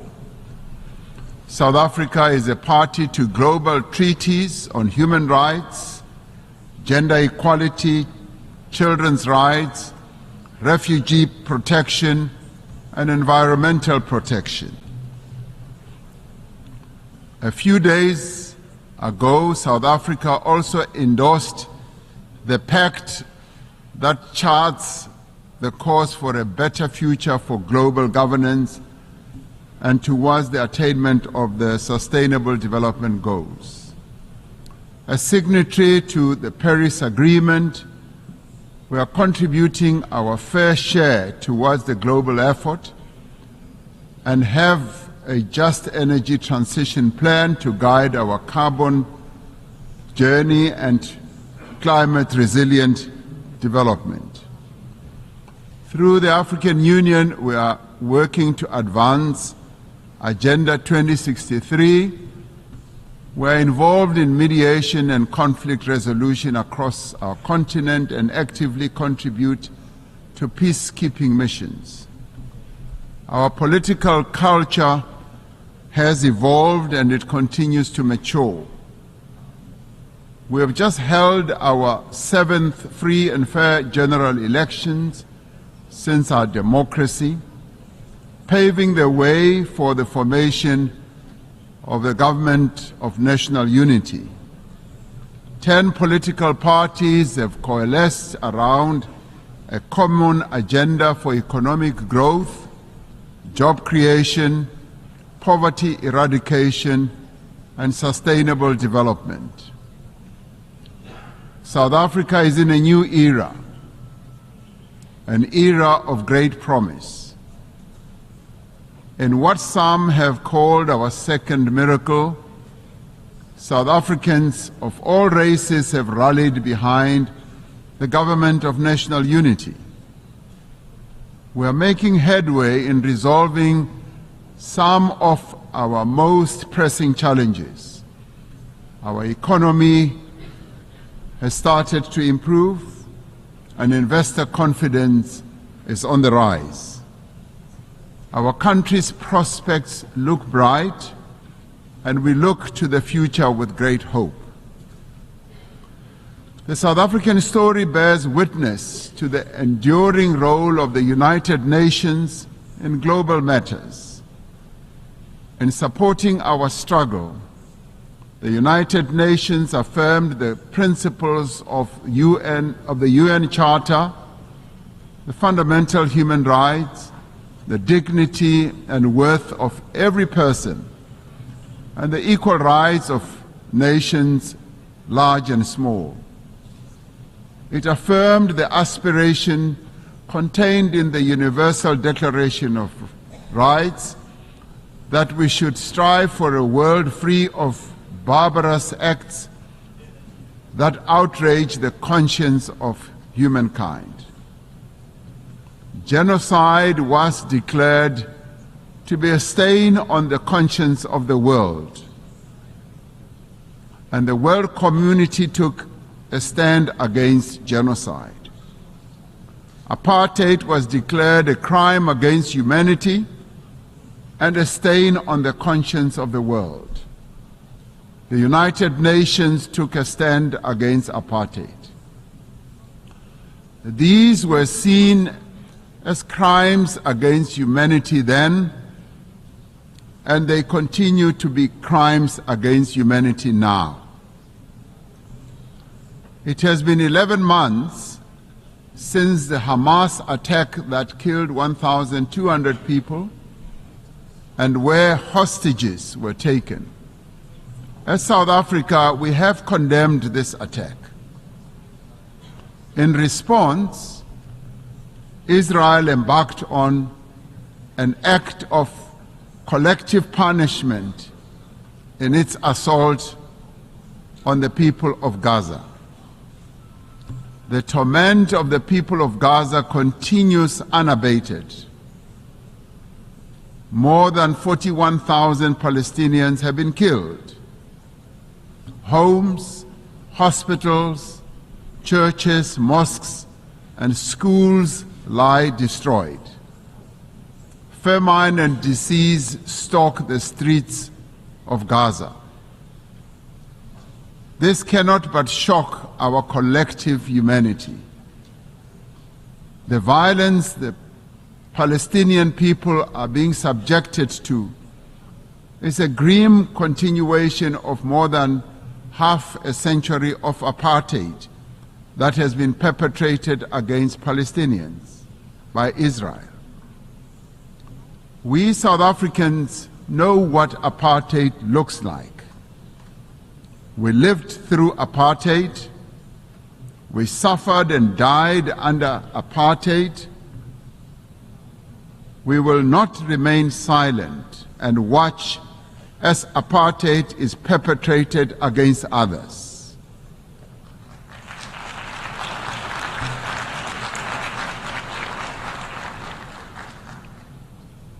Through the United Nations and the instruments it wields, we must end the suffering that Palestinians are being subjected to. We are called upon to uphold the principles of the UN Charter and to uphold consistently and in their entirety the fundamental tenets of international law. International law cannot be applied selectively. No one state is more equal than any other. In December last year, South Africa approached the International Court of Justice, seeking an order to prevent Israel from committing genocide against the people of Gaza. We did so in terms of our obligations as a state party to the Convention on the Prevention and Punishment of the Crime of Genocide. As South Africa, we welcome the support that a number of countries have given to the case that we have launched at the ICJ. The ICJ's orders make it clear that there is a plausible case of genocide against the people of Gaza. They further make it clear that states must also act to prevent genocide by Israel and to ensure that they are not themselves party to the violation of the Genocide Convention by aiding or assisting in the commission of genocide. We reiterate our call for an immediate ceasefire and for the release of all hostages. The only lasting solution is the establishment of a Palestinian state, a state that will exist side by side with Israel, with East Jerusalem as its capital. Our moral conscience further demands that we exert every effort to bring peace also to other countries, especially the eastern part of the Democratic Republic of the Congo, to Sudan, to Ukraine, and other parts of the African continent.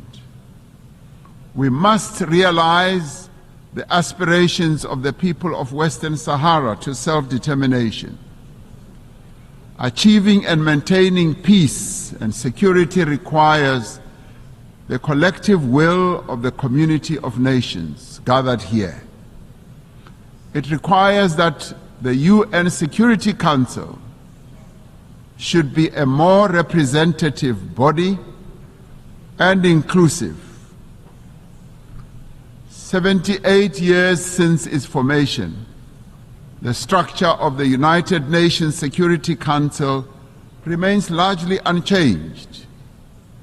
Africa and its 1.4 billion people remain excluded from its key decision-making structures. This cannot continue. The Security Council has not fulfilled its mandate to maintain international peace and security. The UN Security Council must be reformed as a matter of agency.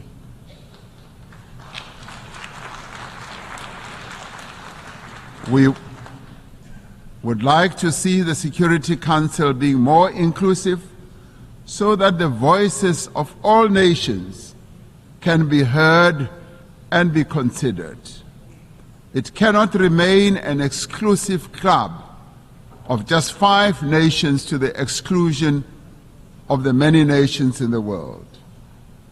Africa stands ready to play its role in building a safer global order by participating in the work of the UN Security Council on the basis of respect and acceptance. The African Union and its member states are engaged in mediation, in dialogue and diplomacy across our continent to create conditions under which peace and development can take hold. There must be greater collaboration between the United Nations and the African Union towards resolving a number of conflicts and also in addressing the root causes of conflicts that continue to rage. Pandemics and endemics pose a serious threat to us all. We are concerned by the spread of mpox across the world and in Africa in particular. We urge the international community to mobilize vaccines and other medical countermeasures for deployment where they are most needed. Economic prosperity is key to sustainable peace. Through the Africa Continental Free Trade Area, we are establishing the foundation for a massive increase in trade and investment and infrastructure in our continent. The AFCFTA will further integrate regional economies and accelerate Africa's industrialization and economic growth.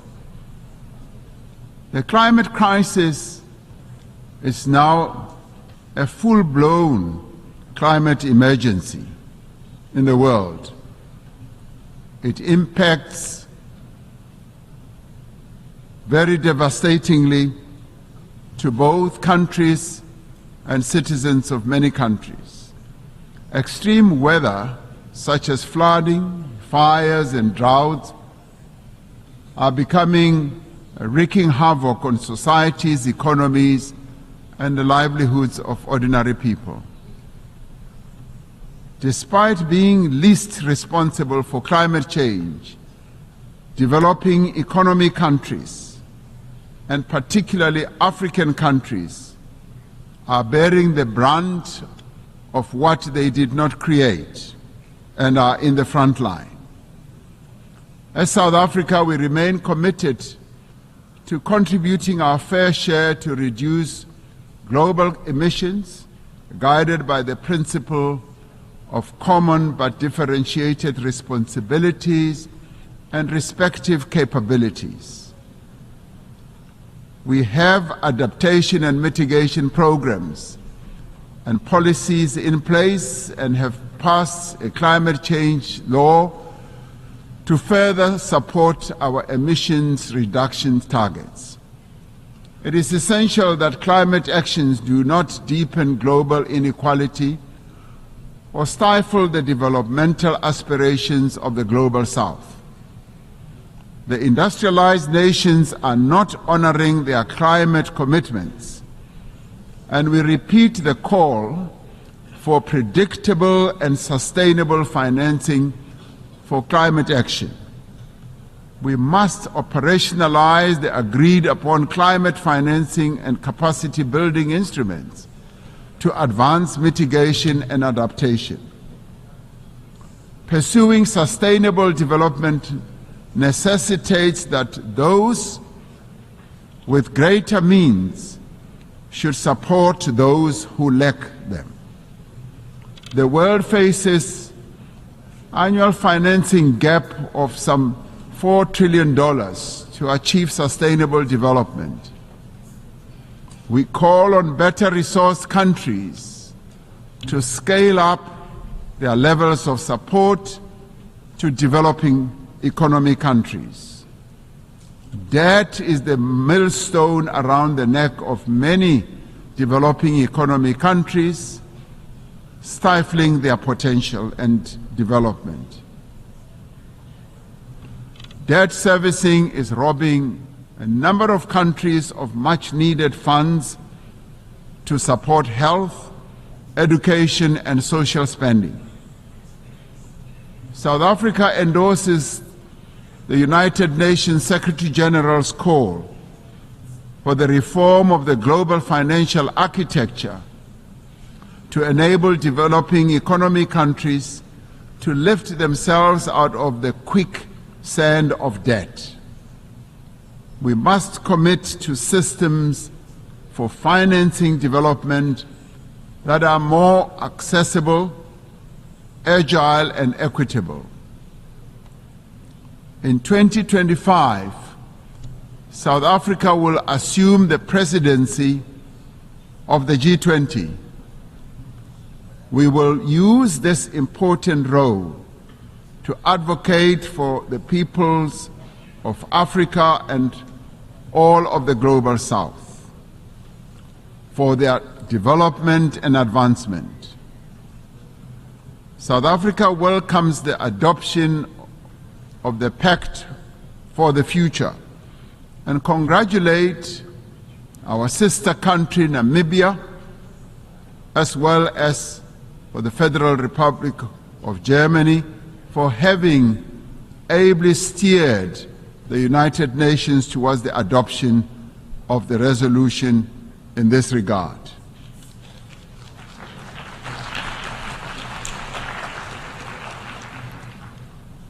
This Pact of the Future is a platform for us to focus on those actions we need to take together to build a world in which the equal worth of every person and the equal worth of every country is recognized and valued. We particularly welcome the commitments to place poverty eradication at the center of all our efforts, and for the Sustainable Development Goals financing gap in developing countries to be closed. The disparities in wealth and development within and between countries is simply unjust and unsustainable. We must continue to strive for equal treatment, for equal opportunity and advancement for all individuals and all nations. The Pact for the Future must reinvigorate international solidarity, like veins that carry sustenance to every part of the body. Solidarity is the lifeblood of human progress. It binds us together to nourish the greater good. It is achieving the greater good for the common good to which we all strive. Through dialogue, through respect for the rule of law, through the advancement of human rights, through cooperation and solidarity, we can and we will be able to achieve a better world for all the peoples of the world. I thank you.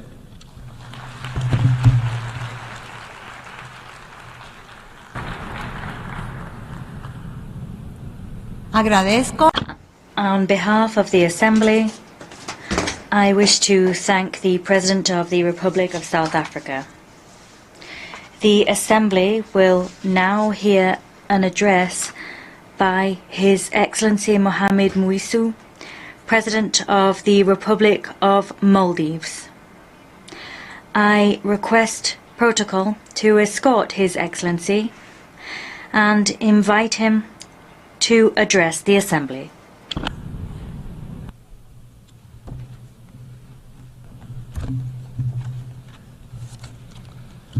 Bismillahir Rahmanir Rahim. Mr. President, Mr. Secretary General, Assalamu alaikum and good afternoon. Mr. President, congratulations on the assumption of your presidency of the General Assembly. Our appreciation also to your predecessor for his strong leadership. We extend our gratitude to the Secretary General for his tireless efforts in steering the Secretariat. We gather here today at a delicate moment in the world history. Let's not mince our words today. Humanity is in deep trouble, facing an ever-growing list of crises: conflict, poverty, hunger, climate change, the wealth gap, the cost of living crisis, migration, occupation, opioid addiction. The list goes on and on and on. In fact, I have a map here of the world with countries which are facing some sort of crisis in red. Do you see any countries in green who are not facing any crisis? Do you know why? Because we are all deep in the red. Humanity is in crisis, and in many cases it's man-made. But we look the other way, continuing with business as usual. While the alarms are ringing, the band is still playing the same old tunes as the whole ship descends deeper and deeper into uncharted waters. We need nations united in harmony, not United Nations in misery. These are crucial times for the world. important years for my country. In 2040, the Maldives will celebrate 75 years regaining its independence. 75 years as a sovereign nation. As we look forward to that milestone in our nation's life, what we can hope to achieve? What do we wish to accomplish? And is the world ready to play its part? I took office as the President of Maldives last November, duty-bound by the aspirations of my people, the same aspirations I hold dear to my heart, not just for the present, but for the future too. Today, I'm here at the United Nations with a vision of where I want to take my country. By 2040, I wish to see the Maldives as a full-fledged developed nation, a nation that commands respect, is relevant, and one that embodies resilience, a society that is inclusive and just, a country that exemplifies sustainability and democratic governance. Destiny is not mere fate. It is a consequence of the many choices we make, the many decisions we take, and the many hours we work. Becoming a developed nation may seem like a daunting task and a distant possibility, but I can tell you this, with a goal in sight and a plan in hand, it is achievable, because prevailing and even flourishing against formidable odds is nothing new for the Maldivians. In 1965, when we regained independence, we were among the poorest countries in the world. 1/3 of our population was illiterate. More than 1 out of every 10 babies were dying before their first birthday.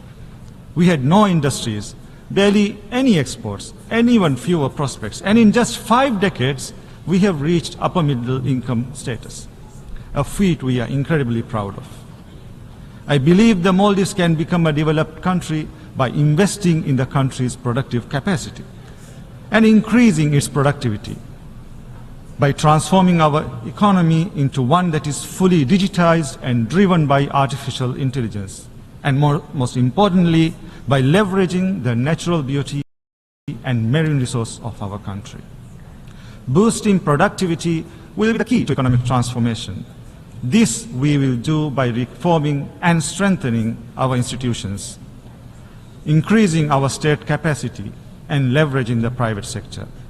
We will also identify and implement policies that support investments in key sectors, such as the digital economy. The Maldives has over 1,100 islands spread across 90,000 square kilometers. Enhancing digital connectivity is key to achieving inclusive development, mobilizing economic activity, and fostering a more diversified and resilient economy. We believe the future is intelligence-driven. This is why we are working towards a digital economy that can contribute up to 15% of our GDP by 2030. This can be achieved through investing in our ICT infrastructure.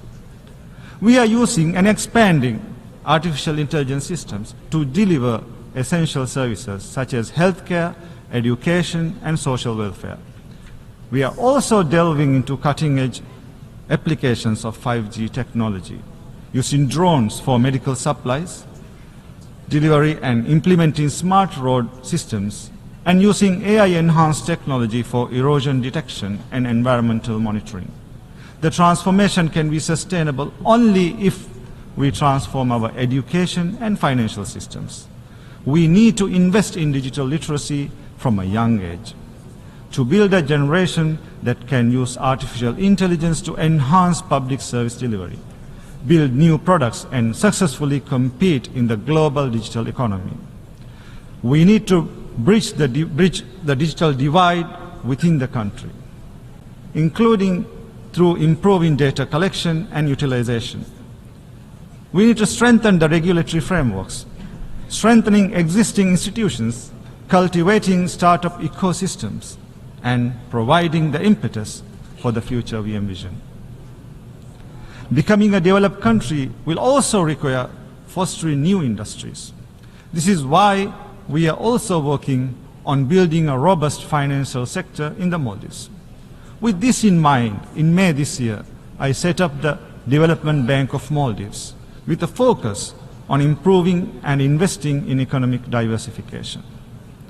The result we desire is inclusive development, where equality of access to opportunities is guaranteed, where women and young people play key players in development, not mere spectators, and where every Maldivian citizen has adequate housing.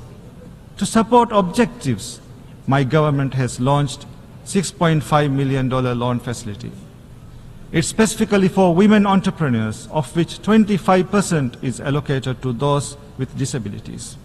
In the first phase, over 100 projects will be funded across 19 of the 20 atolls and Male, and across 21 business activities. I have also recently launched a Presidential Youth Advisory Board. This board will advise and inform me directly on the needs and views of young people.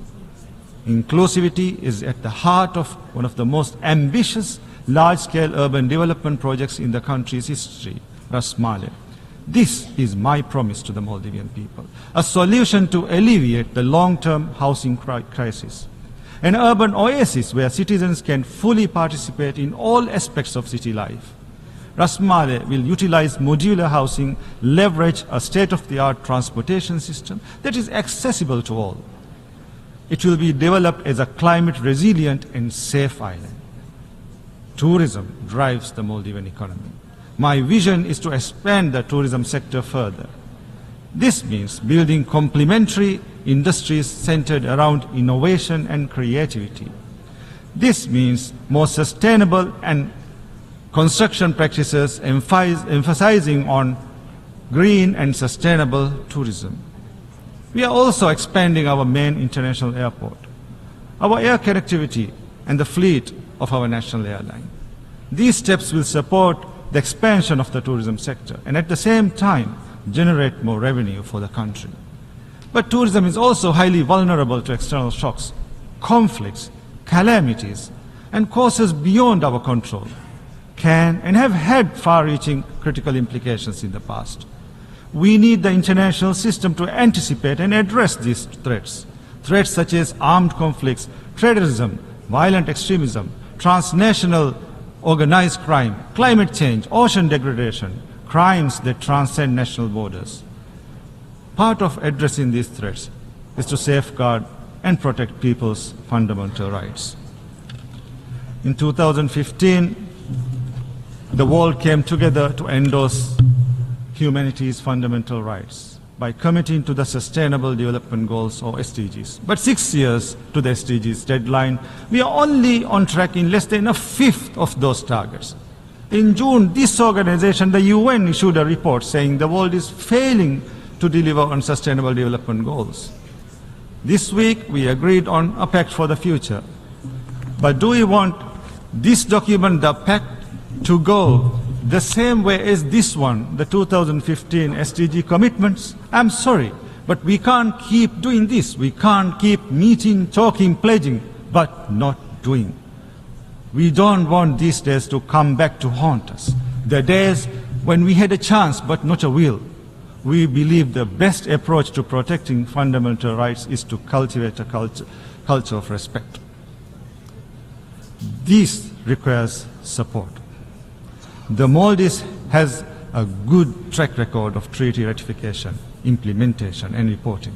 We champion the right to environment because we are keenly aware of the consequences of environmental degradation. We also believe that violation of a right by any country, large or small, rich or poor, with powerful friends or not, must not be tolerated. This is why the ongoing massacre, the genocide by Israel in Gaza, is a travesty of justice and the international system. The repeated destruction of homes, hospitals, schools, humanitarian infrastructure, the repeated cycles of killing of men, women, children, babies, thousands upon thousands. The world is struggling to process the deaths of so many civilians in Gaza, and now Israel raids Lebanon, claiming hundreds more civilian lives there. Their cries haunt anyone with humanity. Their tears bitter our conscience. Israel's targeting of journalists, the eyes and ears of humanity, the killing of journalists, Palestinian journalists, Lebanese journalists, Al Jazeera journalists, the closure of Al Jazeera officers, how can we interpret this as anything other than brutal attempts to prevent the world from knowing about the crimes taking place? Israel must be held accountable for these acts of terrorism, for these violations of international law and UN resolutions. We must accept a sovereign and independent Palestinian state on the pre-1967 borders with East Jerusalem as its capital. We welcome the decision to seat our brothers and sisters from Palestine with us here in the General Assembly for the first time instead of behind us. Now we must ensure that Palestine becomes a full member of the UN. Mr. President,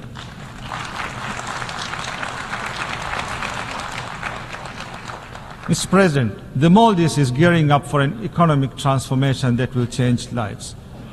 But our policies can deliver the results only with sufficient international financial support. The Maldives has always taken ownership and responsibility for its own development.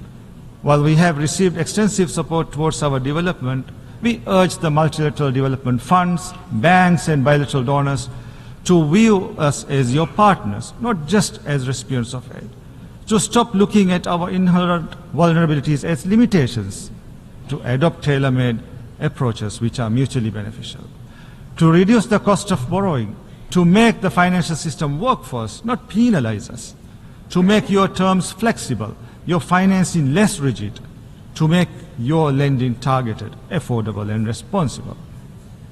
Mr. President, climate change is the most serious threat to our world, the defining challenge of our generation. It's washing away decades of progress in mere minutes. It's diverting already depleted resources of long-term development to emergency relief and reconstruction, preventing countries from adapting to climate impact. And the vicious cycle continues. The Maldives has always walked the talk. We are investing in renewable energy. Our goal is to have 33% of the country's electricity demand from renewable energy sources by 2028. On behalf of the Maldivian people, I implore you, do your part, act now. We must face the climate emergency head on, with science, determination, and resources. The rich and emitting countries need to meet the financial pledges already made, especially on adaptation, where the financing gap continues to widen. As we work towards COP29, we must ensure the new goal on climate finance matches the level of climate action required. This means the new goal must go beyond the $100 billion. It must include as a minimum loss and damage response, mitigation and adaptation as sub-goals. One of the biggest victims of the climate crisis is the ocean. The Maldivian people and their livelihoods are dependent on the health and wealth of the ocean. We need to step up efforts to sustainably use and manage our ocean resources, address plastic pollution, conserve biodiversity, and protect endangered species. This morning I ratified the Global Ocean Treaty. We urge you all to do the same. We urge you to do your part to address climate change, overcome pollution, and reverse biodiversity loss. The transformation the Maldives seeks cannot be achieved without an enabling global environment. Small countries like mine need a multilateral system that champions us and delivers for us. The United Nations is the epitome of the multilateral system.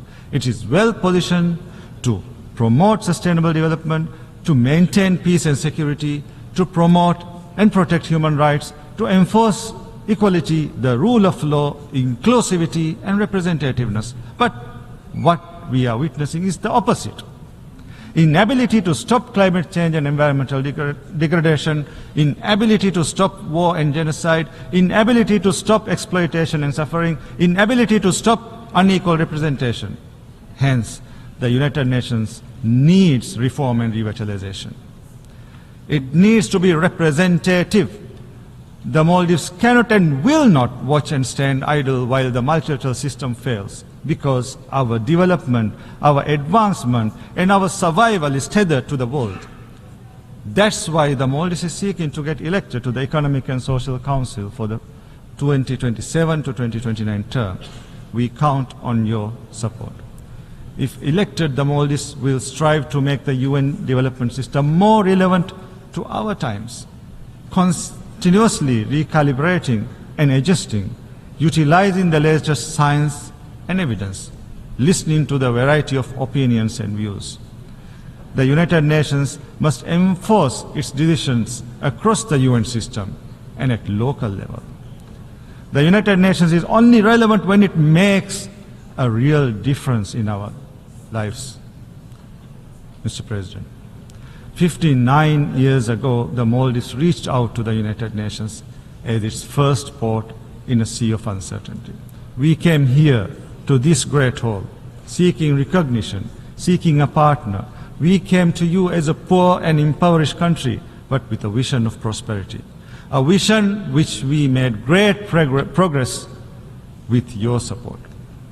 Today, once again, we come to you aiming higher, to reach further and to do better, with a vision to make the Maldives a developed nation by 2040. For I believe development is destiny, and our destiny beckons towards a brighter future for the present and future generations. I thank you.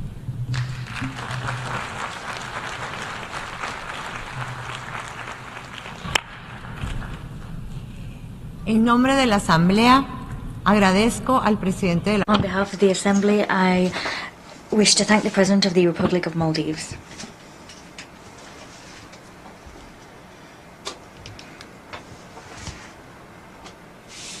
The Assembly will now hear an address by His Excellency Emomali Rahmon, President of the Republic of Tajikistan.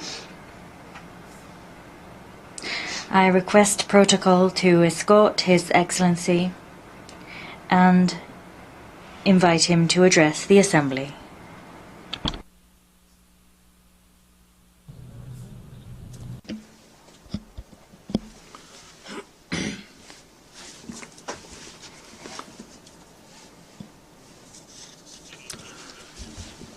Honorable President, Excellency Secretary General, distinguished delegates, ladies and gentlemen, I at the onset extend my warm words of congratulation to His Excellency Mr. Philemon Yan on his election as the President of the 79th session of the United Nations General Assembly.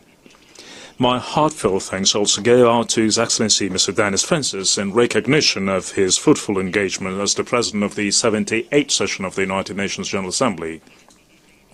Distinguished delegates, today the world is facing up to a turbulent and intricate situation. The controversial geopolitical process, rapid weaponization, escalation of the Cold War, armed conflicts, aftermath of climate change and other global jeopardies and threats will undoubtedly give rise to the long-term negative consequences. In this context, it is critical more than ever that we consolidate joint efforts of the international community to protect security, maintain stability, and ensure overall sustainable development.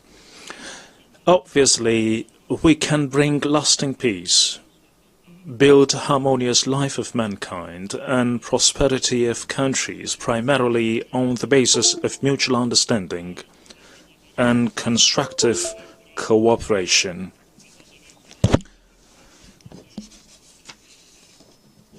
We ought to be united to achieve these objectives, bring all wars and conflicts to an end, as well as implement other peaceful goals.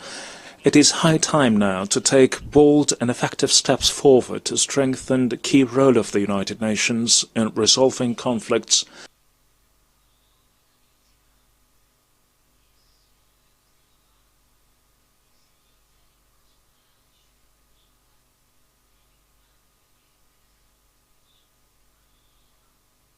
generations.